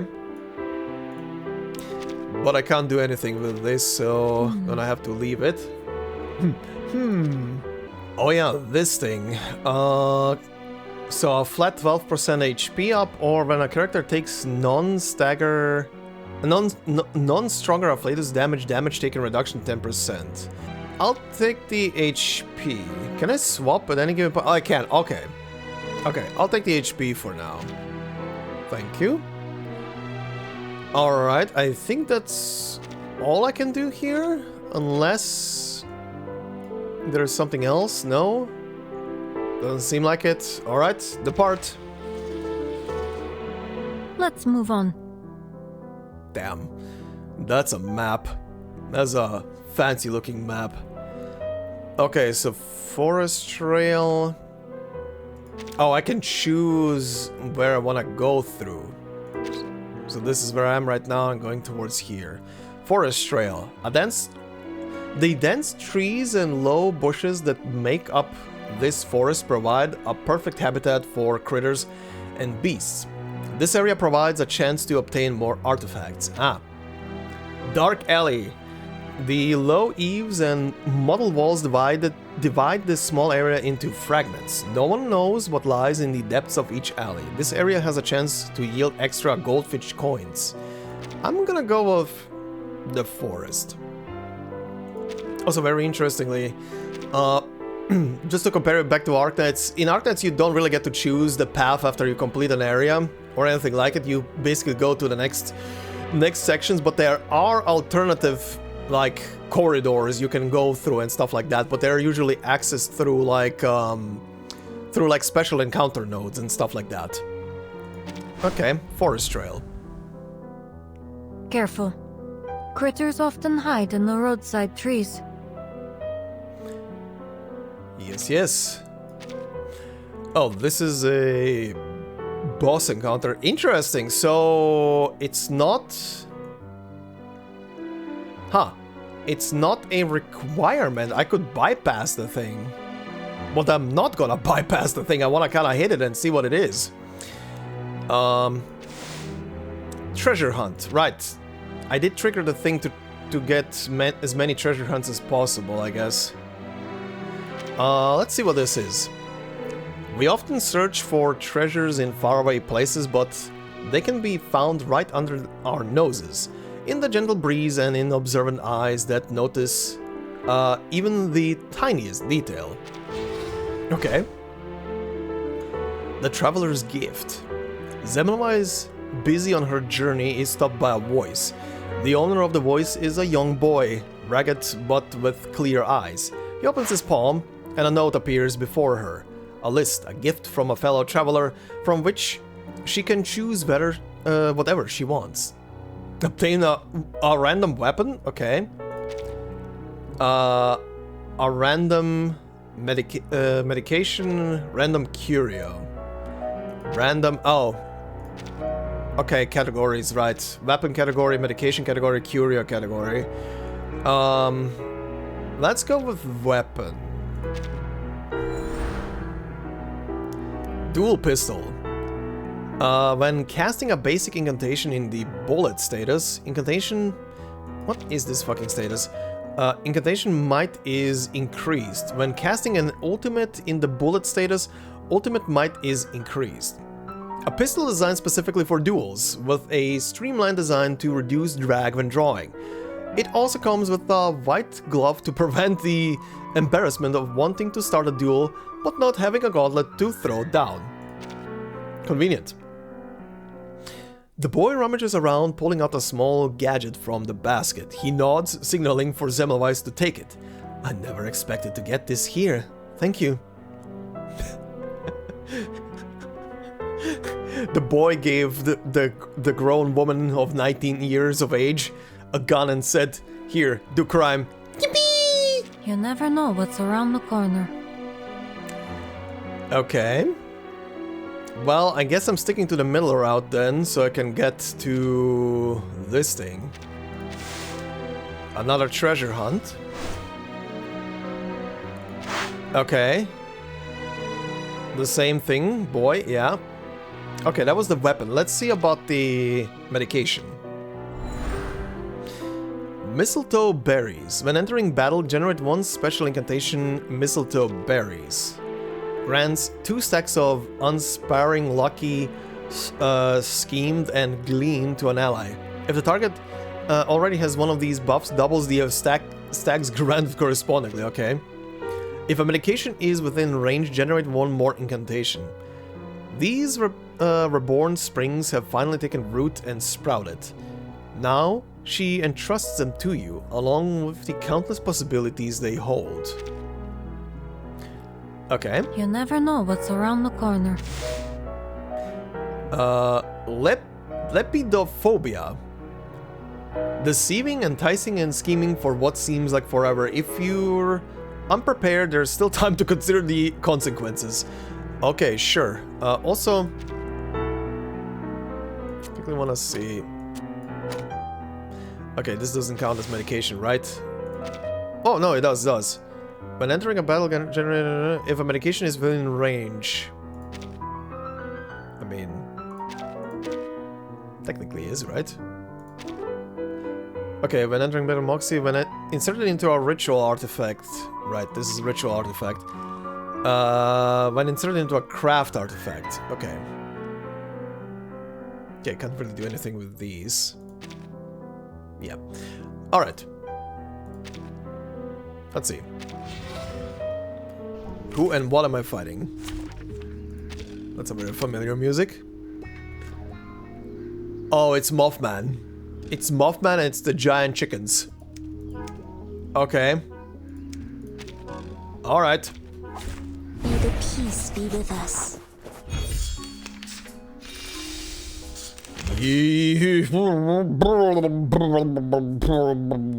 That's a lot of cards. Okay. Sure. The hell is this now? Okay. To an ally. Sure. Let's give it to you. Let's give it to you. 5 stacks of venom. Sure. On you. And you. Jesus Christ. God damn, so many buffs. Okay. That's plan. That was certainly a choice. That was certainly a choice. No more wishes to me! Battles have little meaning, save for the prizes to be won. The muff is dusted. Oh god, what are you giving me? Okay, more discs. Fine. Ritual Grail. When gaining or losing this artifact, gain goldfinch coins. A golden cup favored by a certain noble when entertaining guests. Recently there have been complaints of a suspicious taste residing within it. It's sweet and fishy, and sticks to your teeth and tongue. Wait, is this? Then he could say no more. Huh? Poisoned?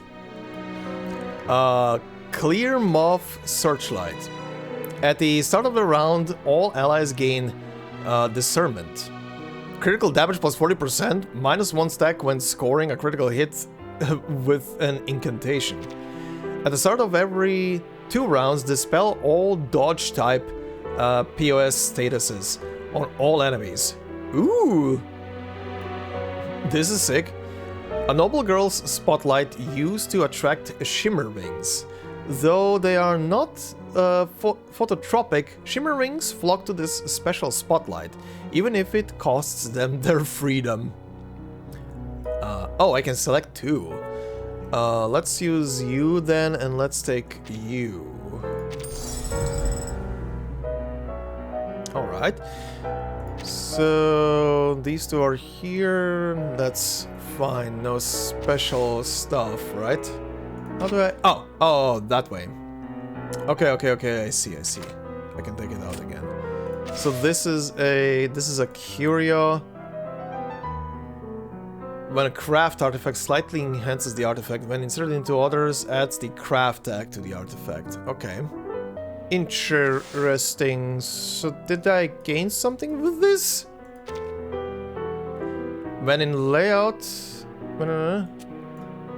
Oh, no, wait, I'm an idiot. That didn't go anywhere. That went into the stash. I'm an idiot.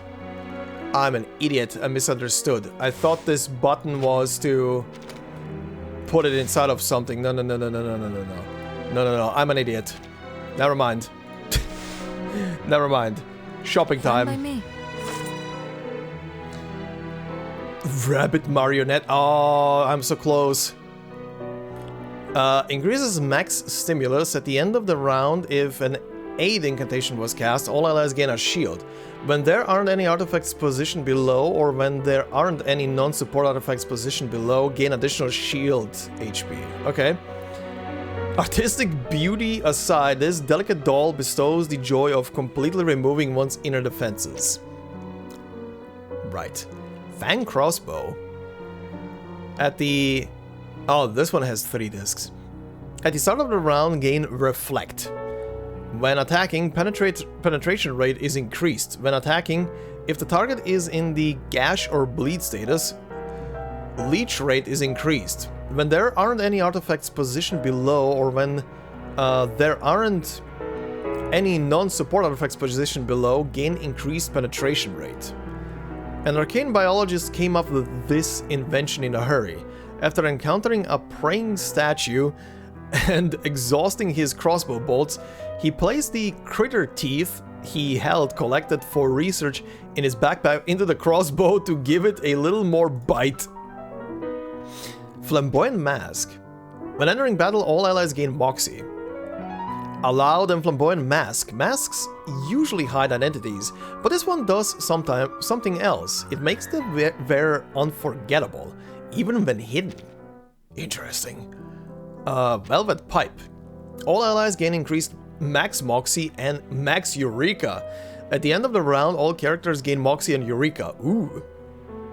A pipe that a drunken worker mistook for a plumbing part and fitted with a valve?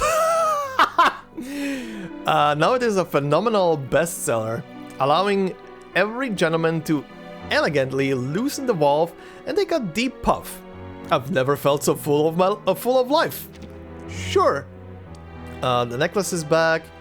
The 7-day binder, ceremonious ritual is back, and ceremonious ritual drive. Not what I wanted to press, but alright. However, I will take this. And that's about that. Okay, so let me see. When inserted into a ritual artifact, greatly enhances the artifact.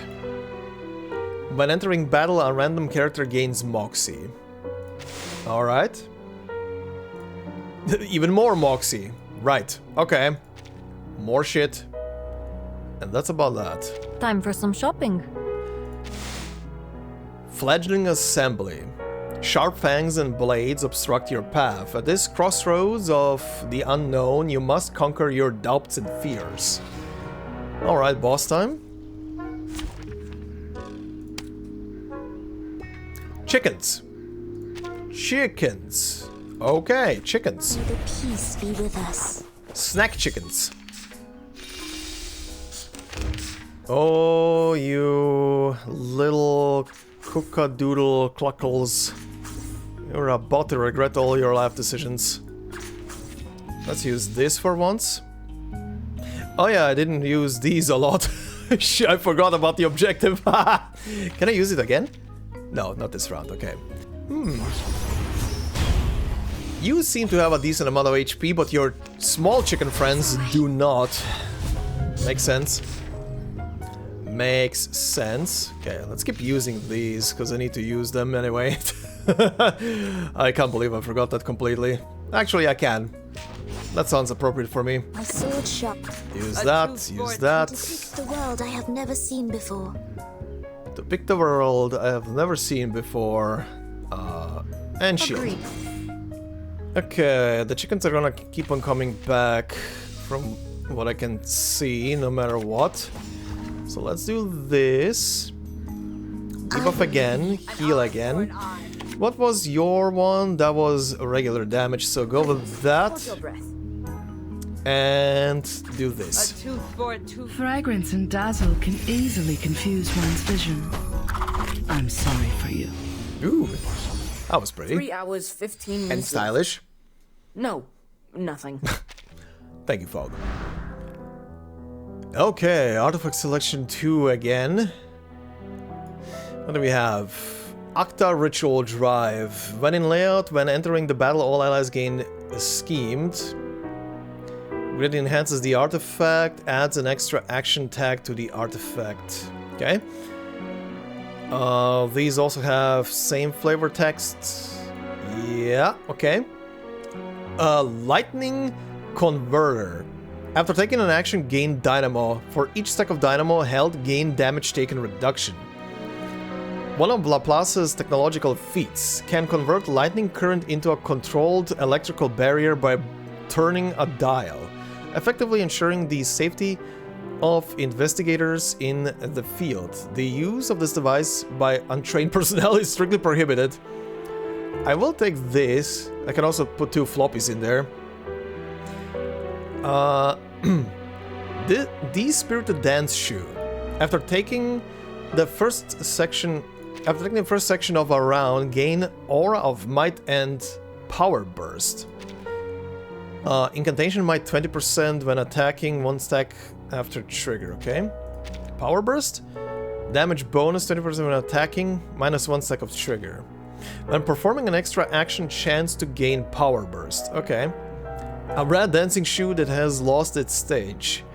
Now it imagines itself as a well-dressed noblewoman who is locked in a tower and unable to go out. This helps it escape most of the melancholy in Windowhood, okay. Clear Moth Cocoon. When entering battle, all allies gain Incorporeal? Dodge 1 attack. Oh, that's nice. During the Chrysalis stage, the Clear Moth's shell is as hard as colorful. After emerging from the cocoon, the shell is shed and becomes soft and transparent. Thus, the Clear Moth cocoon possesses the dual qualities of transparency and transformation. Okay, I'm gonna take this, and I'll take the shoe. Oh, wait, no. Oh, that's selected. Okay, there we go. Alright, gain 1 point of potential, can summon new companion. Alright, new companion, huh? Let's take you. A victory worth remembering. Oh, here we go, more cutscenes. Hey! So, you're looking to find Miss Valentina? Yes. That's right. Mm-hmm. Follow me, don't get lost. The weather looks bad. I think it's going to rain. We should hurry. People around here are quite wary of the Foundation, so I suggest you don't do anything out of line. Don't worry, I'm just here following some leads. I don't intend to cause any issues. But The atmosphere feels different here than it used to. Yes. Alright, there are many more Arcanists here now. Too many. No, I meant something else. Has anything else changed here? For the better? Better? There is no such thing as better in this world. Not in our world anyway, miss. But There is one thing worth mentioning.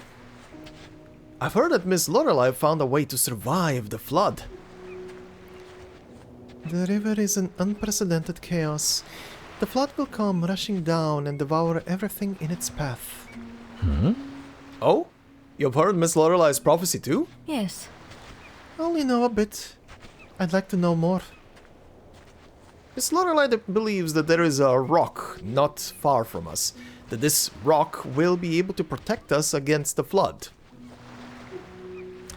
The island? A rock. Could it be? A lot of folks are convinced that she'll lead them to this sanctuary of hers, but me personally, I think it's better to trust Miss Valentina and her friends. Friends? Yeah, she's got some friends from the United States. People say they found a way to survive the flood. What was it called? What was it she called them? Manus Vindictae? Okay, that's not good. I'm more interested in their theory. They made some big promises too, but it still seemed more realistic. Besides, they said they'll pay us to march in the streets for them. A rock and Manus Vindictae. I'm curious about Valentina. I heard both her and Lorelei are close friends. That's right. That's right. She and Lorelei are the best of friends. I must say, it was the right decision for you to come looking for her. Miss Lorelei hasn't been seen in Vienna for a long time, but if anyone knows where to find her, it'll be Valentina. You're here. Wait a bit. I'll go and tell Valentina you've arrived. The bar was small, lacking a sign or even a window, only a small, tightly shut doorway. Several burly thugs stand near the entrance, each watching Semmelweis warily. Each of them has a bulge on their hips, clearly not wands, but firearms. The vendor approaches the thugs and whispers a few words to the apparent leader. The thug nods, looking at Semmelweis. He steps aside, motion to the doorway. Go on in. Miss Valentina will be waiting for you inside. Semmelweis nods and looks at the vendor. Thank you. Thank you for your help, and best of luck with the flood. Oh, thank you, miss. You too. The thug makes a sideways glance at Semmelweis as she passes through. I'm warning you. You government lackey, don't try to be clever.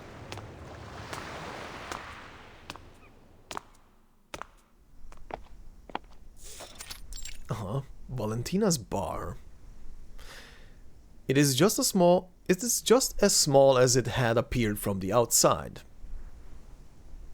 The room is dark save for a few dim lights. Our eyes have not yet adjusted when she hears the clicking of the lock behind her, and the dim outline of a person with her back turned behind the bar. I've waited a long time for you to find your way here, Semmelweis. God, the heartbeat. As the figure emerges into the dim light, Semmelweis' heart begins to pound with a familiar violence. It becomes a pulse that shoots up her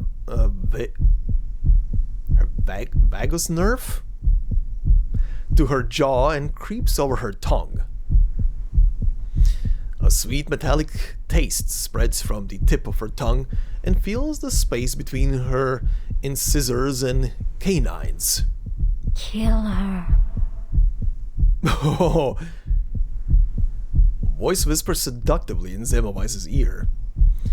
It is the very same voice that comes to her in her hallucinations, and yet her instincts agree. Kill her. These inward whispers drown out all other sound in Semmelweis' ears. Let me guess what you're thinking right now. Kill her. Am I right? Greetings, Semmelweis. What is that accent? As her eyes at last adjust and make out the features of the figure's face, she recognizes it for what it is. A face she cannot forget. The faint, elusive smile that haunts her nightmares. You vampire! Ah. How dare you show your face to me? I'll tear you apart. I'll slit your throat. The Beyond stands in front of her, a vampire, and the very creature responsible for her condition. Passion clouds her wisdom, and driven by instinct, she charges at the figure. Vampire? What a vulgar word. Seeing Semmelweis charging towards her, the vampire chuckles softly, the dark red glow of an arcane skill flickering in her hand. A dose of pain should calm you down. Wait. Thoughts flash through her mind, veering toward a gruesome memory. The madness in her eyes is replaced by clarity and determination. And to her astonishment, it matched a look of surprise in the vampire's own eyes. That's a very gothic look. Love it. So, you managed to control yourself. Semmelweis stops. She gasps and sinks to her knees before the vampire. You damn monster! You're the first Arcanist I've seen who can control themselves in the throes of instinct. Interesting. You know, you're beginning to surprise me, my little changeling. You should be grateful. At the very least, that you're still alive. The vampire looked down at Semmelweis with a look of keen interest. I can't let the trail go cold here. Looks like... So, you're the one they call Valentina. Semmelweis pressed her hand to her chest and stood up. I rarely see such outstanding willpower in your short-lived kind. I'm beginning to believe you might even survive your transformation. Okay, so... wasn't I thinking that the disease she has... Or no, was I thinking that the disease she has will somehow lead her to become a vampire, but through other means? I think I was thinking that direction. Not that the disease she has is the thing that will turn her into a vampire. Vampires, blood fiends, shadowless spirits, Arcanists have many names for us. Call me whatever you like. Yet your memory is quite correct. I am the Beyond who bit and infected you. You talk like you already know me. Because I do, pet. I took notice of you back when you first began working for the Foundation in Vienna. Besides, I rarely forget such an interesting dish. Not to mention that one gains some unique tricks over a long lifespan. In any case, once I had gathered the necessary information, all I needed to do was leave a few breadcrumbs, and you would take care of rescuing Lorelei for me. As my present enemies are other Manus Vindictae factions, it was difficult for me to do anything. So in this regard, you have already proved useful. So, you were the one who left that note? Valentina shakes her head. You're wrong. This time you're wrong. I didn't leave the note. I only told Lorelei about it. She was the one who insisted on helping you. The mirror was a gift from Lorelei too. You will have to ask Lorelei about that, but I can already imagine her answer. As far as she's concerned, she just wanted to help you. Lorelei is, of all you very short-lived creatures, among the best I've ever known. As such, I tend to bend to her whims, even when they threaten to derail my plans. It sounds like you know exactly where Lorelei is right now. Of course. After all, that's why you're here. But... Before all that, I have a proposal. Would you like to hear it? I have the solution to all the problems you're facing now. We can complete the transformation, and you'll become a full infected. Transformation? Is that what you call it? It feels rather more like falling apart. You don't really know what is happening to your own body now. let me ask you. How much do you know about the infected? Arcanists who have been infected by the Beyond suffer from the Beyond disease. It destroys us from the inside out.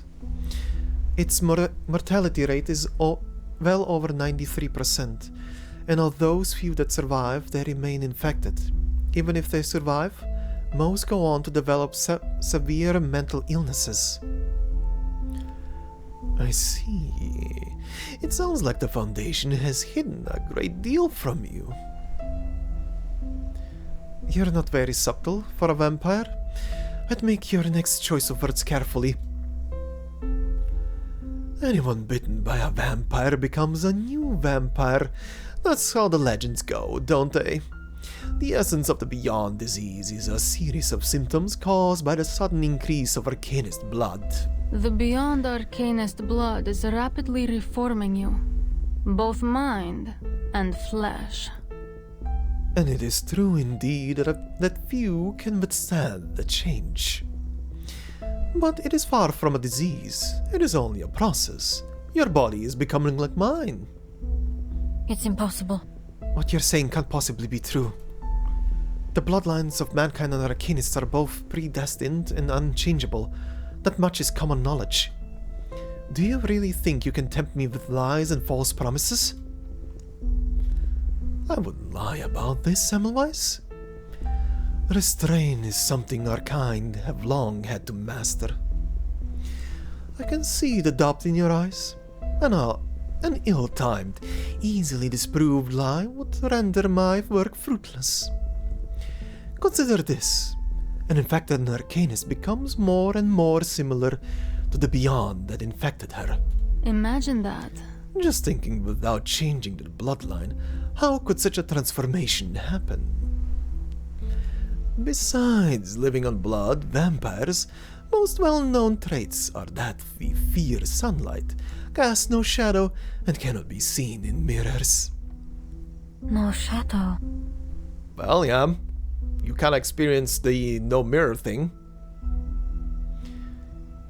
If my timing is correct, your shadow has all but disappeared by now.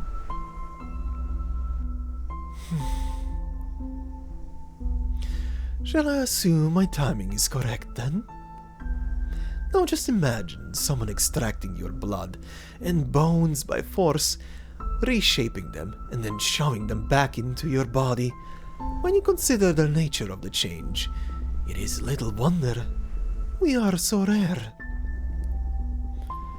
I have a question. I want to know, will this transformation impact my arcane skill? Valentina seemed momentarily taken aback by Semmelweis's unexpected question.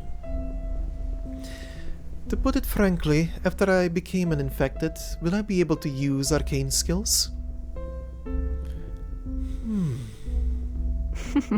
Oh, that look.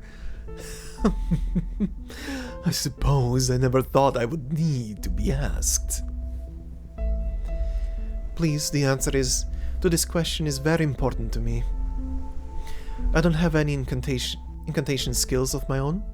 For now, I can only use arcane skills developed by human technology. If what you say is true and my bloodline has changed, then it would stand to reason that I might now be able to. There would be no better way to prove your claim. Fascinating. What a truly interesting individual you are.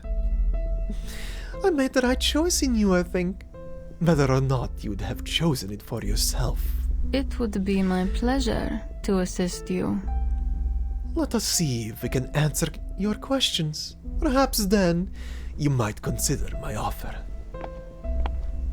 Valentina walks to Semmelweis's side, reaching out to take her hand. Recite the incantation with me.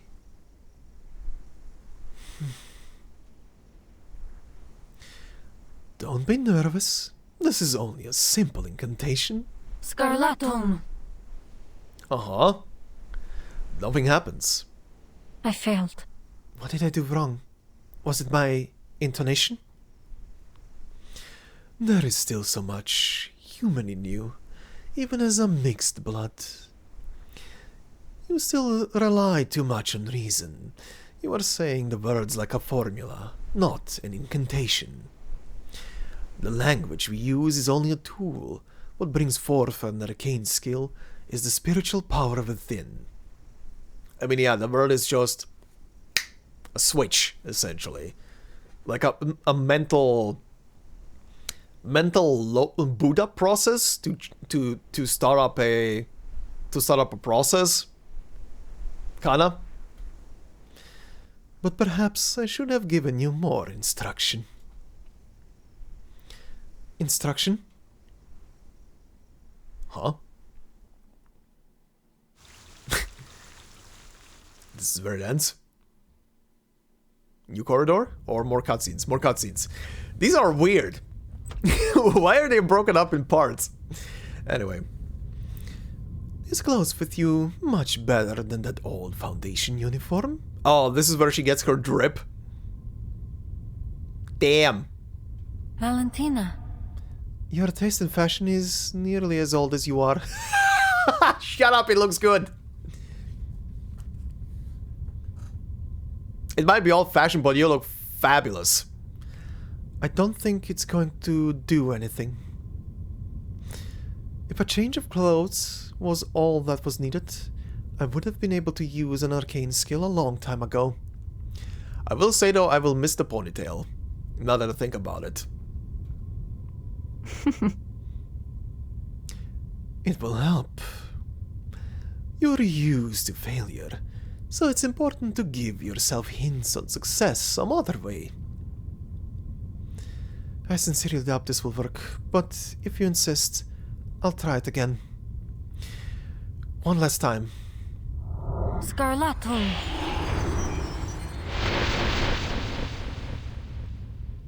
Something happened. I failed. Or not. No. Not yet. Not yet. Ah, something did happen. What? Congratulations. Semmelweis, you just used an arcane skill. Semmelweis focuses elsewhere. She stares blankly at the dot of light before her, unsure if she can believe her own eyes. In this moment, all that she can see is that light. Had she really so easily accomplished this decades-long dream?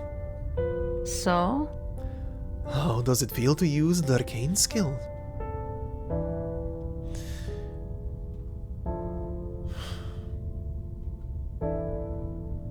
Semmelweis closes her eyes. As she reopens them, she pushes her excitement deep down below the surface. She's happy. You're right. Your theory was correct. If this disease were only an illness, I would not have gained the ability to use an arcane skill. I thought you would be a little happier, frankly. I don't have time to waste on unimportant emotions. There are more important goals. You mean like staying alive? Yes. Right. All of this will be fruitless if I don't live to use it. I like this simple and direct desire of yours. It's very convincing. Like you, I too think staying alive is a fitting goal. Perhaps the most fitting of all. Though I do not fear death, so much as the idea of missing out on life and all its interests. Death to me seems quite boring. Sadly, it is on that account that I felt obligated to join with Manus Vindictae. If you just want to make it through the storm, you don't need to join Manus Vindictae. The Foundation also has ways of surviving the storm. Oh, don't be stupid, Semmelweis. How boring. A boring, stuffy place like that is a place of endless torment for a long-lived species such as ourselves. Besides, I promised Lorelei that I'd help her take care of the Arcanist refugees. Your Foundation would never be able to accommodate so many useless Arcanists. Joining Manus Vindictae is my only choice. Yes. I confess, if I were you, I might make the same choice. So, let me make you an offer. I'll help you survive the transformation and become a true infected. But in turn, I need you to join us and become my strength. Join you? You want me, a captain of the Foundation's field agent squad, to join Manus Vindicte? You can't mean that. Of course. Of course I do. Just to snatch one of their captains would be an achievement in itself to savor, but there's more to it than that. As it was for me, the Manus Vindicte are your best option. When it comes down to it, the Foundation is just a humanist group, and you are no longer a half-blood Arcanist who can't use any arcane skill. Now, among the Manus Vindicte, you would be valued. I can help you complete the transformation, and in time, teach you arcane skills unique to vampires. Let us work together and secure a place in Manus Vindicte. So? What do you say?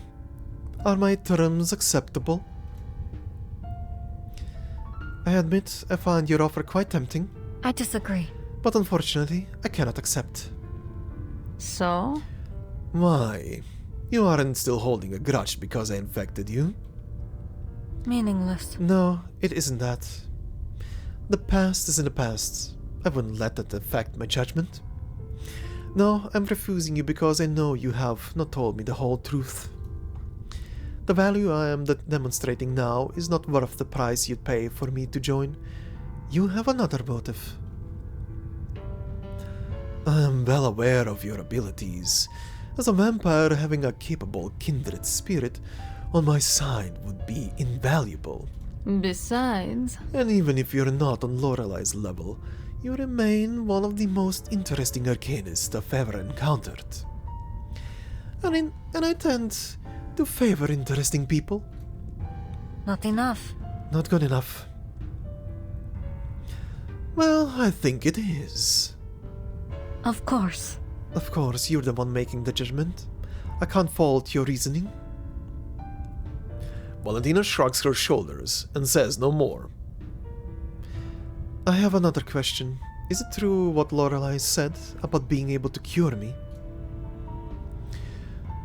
You can't help but look at all the angles, can't you? Well, I've already agreed not to stand in your way if you go looking for her. She does have the means to help you, albeit in a different way. But I still recommend my plan. It gives you the best chance of survival. Besides, it's much more fun than Lorelei's way.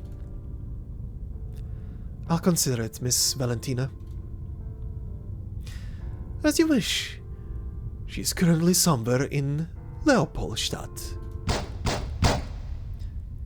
Alright. Valentina's words are cut off by the sudden sound of gunfire. Gunfire outside the room grows more intense. Is it the Imperial Police? No, the police wouldn't fire so rashly. Schwab, what's going on out there? Hey! Who are you? Stop! Don't get any close! There is a gunshot and a pained grunt. Shoot, damn it!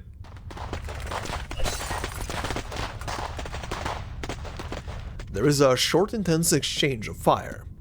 Then an eerie silence. Semmelweis turns to the door. There is a pool of liquid forming from outside. In a dim light, it appears crimson red. Door clatters from a heavy blow, the log barely holding on. The crash comes again and again until the would-be intruders seem to give up. What the hell was that? Interesting. That was certainly something, wasn't it? I've been needing a bit of fun. The police, no. Military, doubtful. A counterintelligence agency? No, and no. Perhaps someone is acting out of schedule.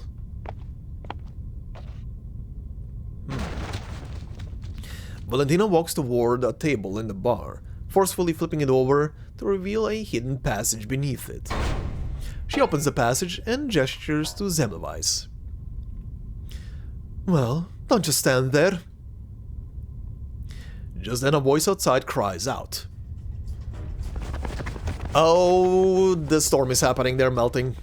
Captain! Bring the Schwarzlose! Schwarzlose? What? Schwarzlose? I wonder what that could be. Sounds like a person's name. Schwarzlose. Shit, that's a Schwarzlose heavy machine gun. They must be the Imperial Army. But would they really use a heavy weapon like that in the city? Have they gone mad? A resolute order blows out from beyond the door. Fire! Fire! Fire! Holy shit. There is a brief moment of silence before the room explodes into rattling eruptions of sound and fury, punching through the wall of the building as if it were paper. There is an unexplainable look on the realization of Valentina's eyes. Oh? But she doesn't speak. Instead, she pulls Semmelweis over and pushes her into the hidden passage. The next moments slow to a near frozen crawl. Oh hi, very close up. Each detail etched in her mind with crystal clarity. The trajectory of each bullet as they cut through the air. Valentina's mouth as it hangs open like she's about to say something. Oh, did she get it? The light that flashes in her eyes and the corners of her mouth as they turn up into a peculiar smile.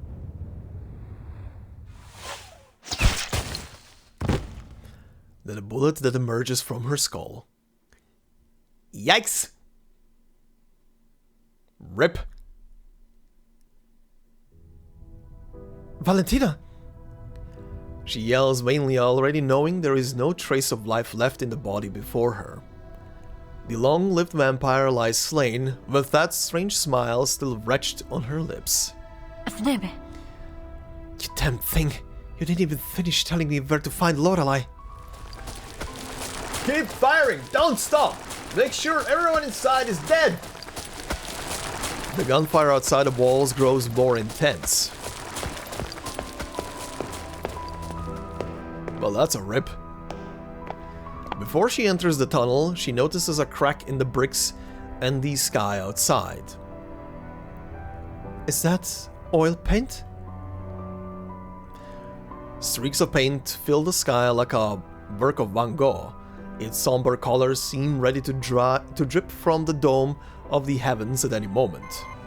Almost simultaneously, the Foundation communication device she is carrying starts to ring.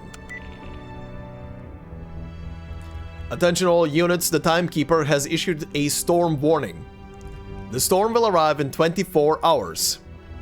All personnel must make their way to the nearest station and return to headquarters immediately. Okay, now we're at that point. Damn. Okay, this is an interesting point of view. What's going on? This is an interesting point of view of all this stuff. Alright, let's see. First off, in here. Obtain one random rare artifact upon leaving the next discovery node. Syntony artifacts no longer drop. I'll go with this. Can I? Oh, wait, first this. Oh, can I not select the next one yet? Oh, is it the next stage? I guess it's a... Oh god, this goes way beyond from what I saw. I didn't even see you can scroll this. Okay. Whoops. Okay. Fine. What's here? Window of opportunity. Why is there a window here? Yeah, okay. Artifact exchange. Exchange for a more powerful artifact. Okay, yeah, I can do the purple one. When entering battle, gain increased temporary incantation draw limit. Unstackable. When inserted into a craft artifact, greatly enhances the artifact. Okay. Sure. That's the only one I have double. Okay. Okay, so... Oh, wait, no. Let's move on. I didn't mean to click that. I didn't mean to click that. I want to check the other choices. Oh well. Underground mine or sewer? Okay. The abandoned underground mine has a long history. In the past, people mined ore here to build the city. Now no one remembers its contributions. Increased chance of encountering present danger in this area. Sewer. The interconnected sewers from a city beneath the surface. Filth and cold are the only common themes in this lightless city. Increased chance of encountering minor obstacles in the area. Let's go with the mine. An underground lake formed from a quarry? Never expected to see one of those here. Holy shit, this is a long track. And okay, this one culminates into a boss without being able to skip it. Okay. 3 encounters, battle 2 encounters. Okay. Minor encounter shop over there. And these. Okay. Let's go through the middle. Discovery. A forest glows golden, the road forks, and you always take the less traveled path, leaving the other for another day. Crates. Several crates lean against the wall, neatly arranged, tightly locked, constraining with the dirty floor beside them. They seem to tempt passerby, discover it, open it, and then find treasure to prepare to be cursed. All companions lose 15% HP and obtain a random common artifact? Sure. Gilded Hand Mirror. When entering battle, all allies gain a shield and additional shield HP based on the number of goldfinch coins. Oh. An additional shield is... Damn, okay. So the shield strength is dependent on the coins, okay. This curiosity not only helps Arcanists find their way back to reality, but also offers them additional blessings. Naturally, a small price must be paid to obtain it. Okay. The laughter, it won't stop. Damn it, this box is enchanted with some strange arcane skill. But at least I found these trinkets. Several crates lean against the wall. Oh, I can still do it? No. This is a gamble node. Just like Pandora's box, whether it's a box or a chest, you should exercise caution opening it. Okay.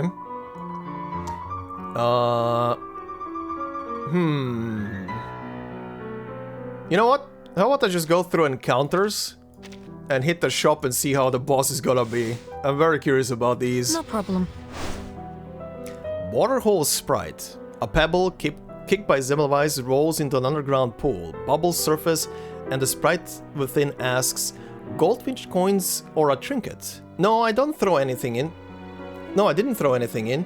The sprite pauses for a moment, annoyed, and shouts, I'm asking you what you want to trade for my treasure. I'm not some river god who dishes out free lunches to honest fools. Attempt to exchange an artifact for its treasure. Attempt to buy its treasure with goldfinch coins. Sure, with this? Zemmelweis is indeed interested in the spirit's collection. She examines the artifact it brings out, contemplating how to make the deal more favorable. A pebble kicked by Zemmelweis rolls into an underground pool. Bubble surface... Oh, okay. It goes back to the same thing. Exchange for a new artifact. Discard one selected artifact to obtain one random weapon, random curio, random accessory. Let's go with accessory. And let's give you...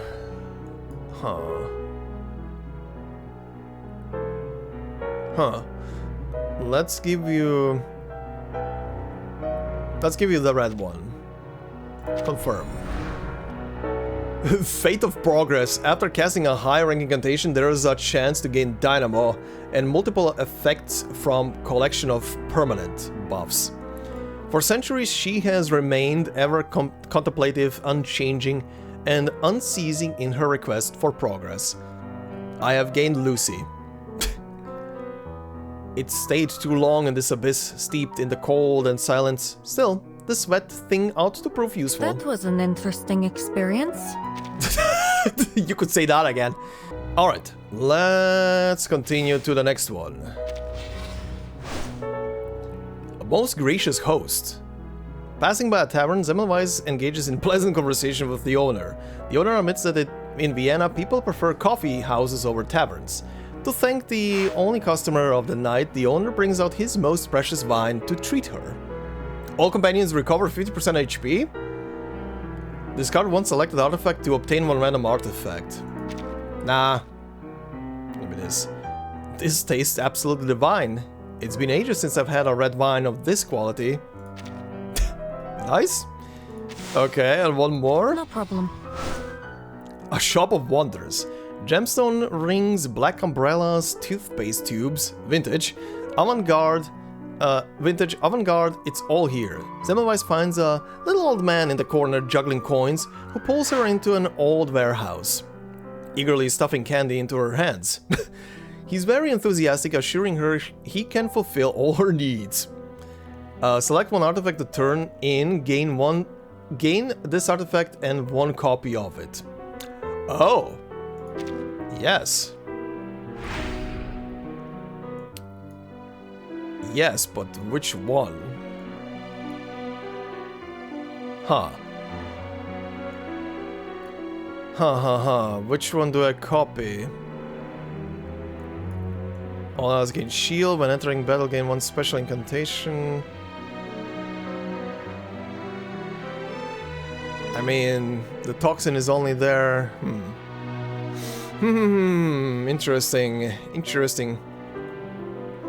When entering battle, all allies gain Moxie. That will double it up. When entering battle, gain increased temporary incantation draw limit.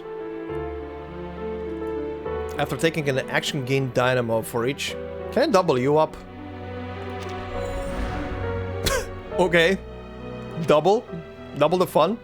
I remember having seen this craftsmanship somewhere. I remember it as reproducing the beauty of art. You know him? The old man smiles and doesn't answer. He takes out various strange tools and materials from his bag and gets to work. Hours later, he hands Semmelweis a handmade item that is identical in appearance and function to the one described. Okay, cool. Shop. Let's see. Scarab Brooch. All allies gain Incantation Might. When casting a rank 2 incantation, gain Incantation Might permanently.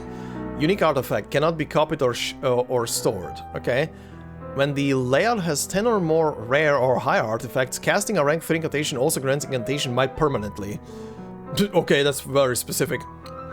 This scarab lay dormant in an Egyptian elder's tomb for thousands of years. To this creature, the night is like sweet spring water. If you wear black clothes and pick it up, you will become its next master. Okay. Another dual pistol glove set. At the start of the round, all allies gain Lucky. At the end of the round, all allies gain Unsparring. The left and right glove have finally found each other. Hey, the story continues! Overtaken by the joy of their reunion, they are now eager to share their luck with you. Ah. That's cute. That's the same.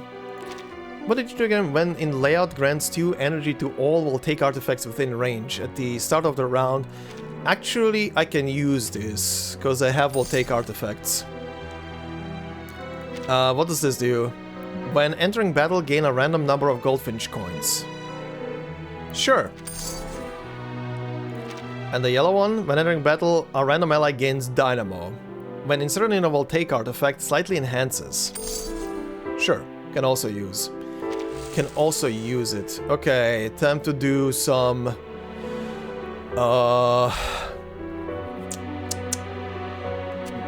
moving. Time for some shopping. Alright, we can continue. Endless smolder, sharp fangs and blades obstruct your path. At this crossroads of the unknown, you must conquer your doubts and fears. Alright. Who are we fighting? Oh! Oh, Ulu. Okay. Okay. Alright, let's head in. Program activated. Oh boy. Alright, let's see. Ooh. Loading.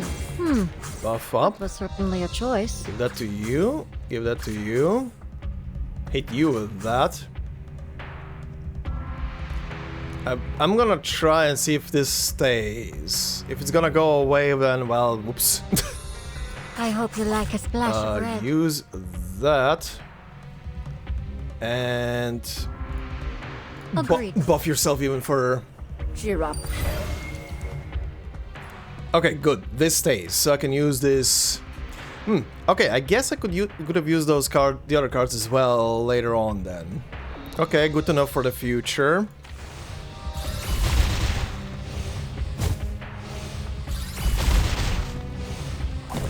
And there she goes. Battles have little meaning, save for the prizes to be won. Oh god, let's see. Select up to 2, huh? Okay, the purple disc. Spirit Decanter? All allies gain incantation might. The more discs in the layout, the greater the effect. Oh, that's interesting. A vessel used to store incantations that can merge with and enhance the power of the incantations it holds. To make the color of its contents appear more enticing, many Arcanists had useless incantations such as stains remain and clothes be wet. The bunny hat, the spirit dance shoe, and the ritual drive. Okay. I will take this. When entering battle, gain increased temporarily incantation draw limit. Sure. Let's take that. Nice, level 4 as well. Oh, I can take another one. Well, I can take another one, but I kind of want to take some of the lower level ones.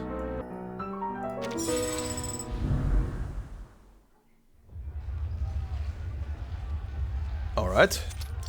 Well, Vienna before the storm. We're here. Hysterical shouts pierce above the din of the mad crowd in the streets, punctuated by shattering glass, the sporadic hammering sound of gunfire. People infected by the storm syndrome flood the streets in a hysterical mass, having lost all sense of reason. Blood and paint mix together, forming a nightmarish masterpiece.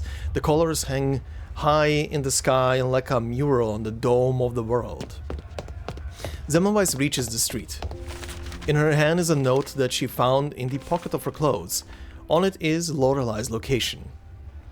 At some point, perhaps the very beginning, Valentina had put the note in her pocket of her outfit. Whatever her true intentions were, they died with her in that hail of gunfire.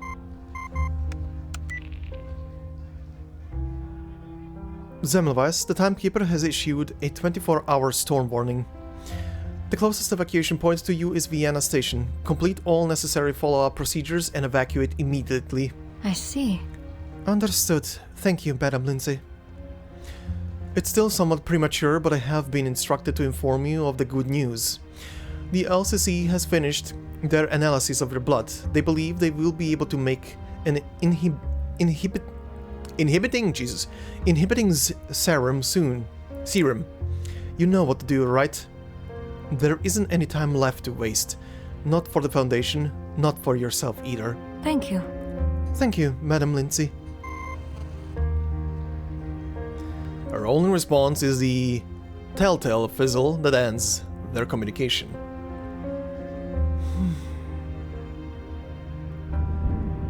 Oh. The storm syndrome this time is so much more fun than the previous ones, wouldn't you agree? Bella appears at Semmelweis' side. She seems so much more real than ever before.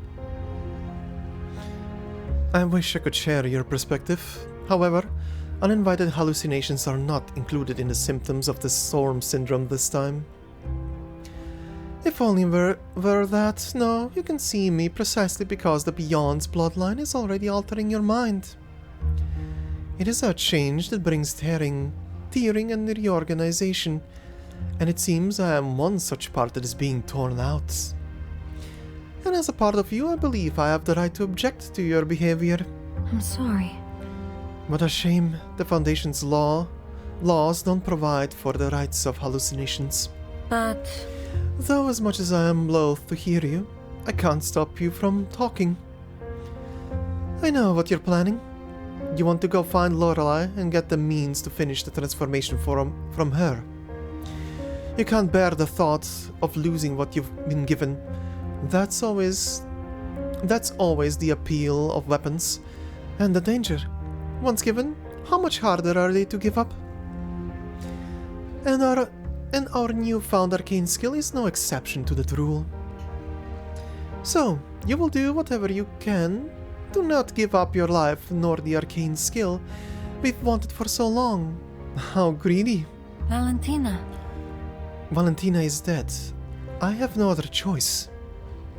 No, the storm is coming, and the Foundation will be monitoring your every move as we speak. They will find out if you go looking for Lorelei. Even so, will you still insist on searching for her? You don't even know if she really has a cure for you. How easily you fall for the honeyed words of that vampire. This could be another of her traps. Lorelei. There is still enough time for me to find Lorelei and get back. It's betrayal, Semmelweis. The Foundation will view this as a betrayal, Semmelweis.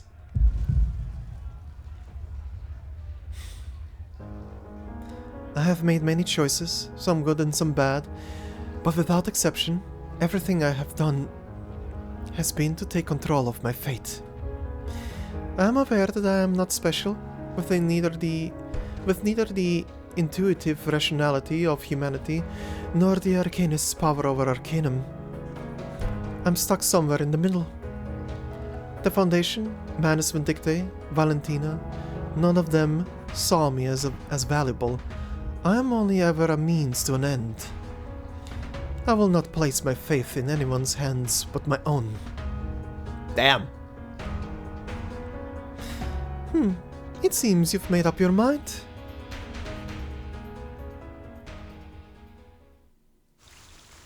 Those were some fighting words.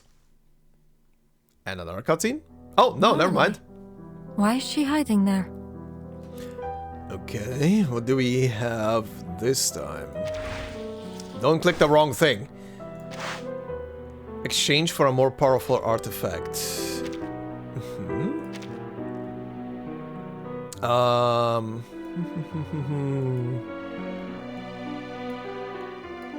What else can I choose from here? What does it do again? When entering battle, generate special incantation, ripe mistletoe barrier. Oh. I need 2 of these. Okay, I only have 1. Oh, if I had 2 of these, I could get this. I see. Oh, okay, so these gloves, you can get them individually, or you can get them as a set immediately. Okay. A key and the gun does... Okay. The key is combinable with a lot of stuff. Okay. Oh, this is a big set. We'll take coils. Okay. I don't think I have anything to combine right now, do I? No. Yeah, no. I have none. So, what do we have here? I'm looking for some Arcanum artifacts as references, young lady. Would you be willing to help? The elderly craftsman stands up a bit shakily, but his hand offering the reward is steady. Of course, I don't want your artifacts, I just want to take a closer look at these intricate trinkets. Obtain a random rare or higher quality will take artifact after obtaining 4 artifacts in the next area. Okay. Hold on. Semmelweis declines the vendor's sales pitch. The interrupted vendor is a bit annoyed. How dare someone like you turn up their nose at my goods? Have I insulted you? Then prove me wrong, go buy something from someone else, and show me. As long as you spend this amount, I'll apologize. Obtain 150 goldfish coins after losing 250 in the next area. Okay. This one's interesting.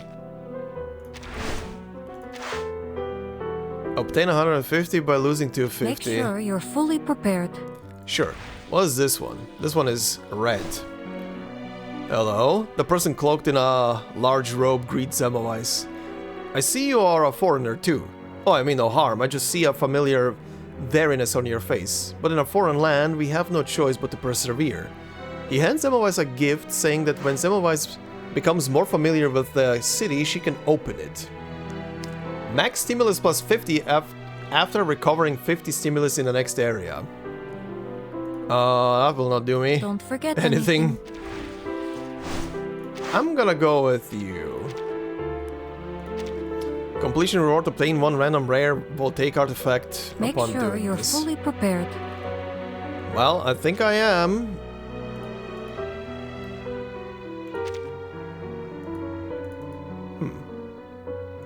I'm not sure.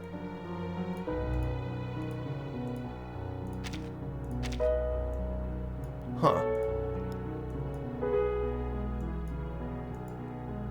Okay, this is progressing downwards, but I can't select this.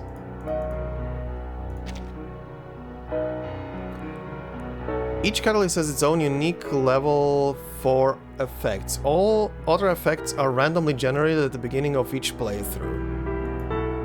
You gain potential that can be used for the catalyst progression. Each time you must choose which side has the effect you want to advance.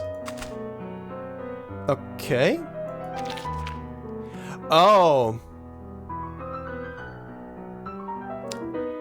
Okay, I'm sure you guys saw that, but I clicked multiple times on one side and it didn't lock in. Unless it was registering me pulling it. Could be. Okay. That's a... Okay, that is my stupidity here. Obtain 1 random rare artifact upon leaving the next discovery node. Symptoms...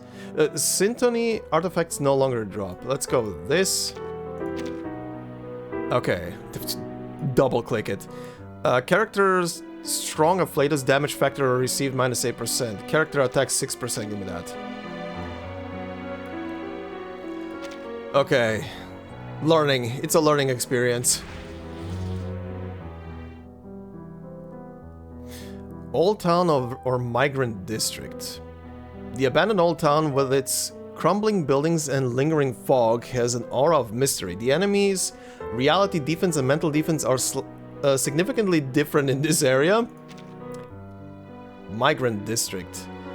The bustling immigrant district is made up of humans and Arcanists, law-abiding citizens and malcontent failures and great failures, forming a diverse community. Each action in battle in this area costs HP.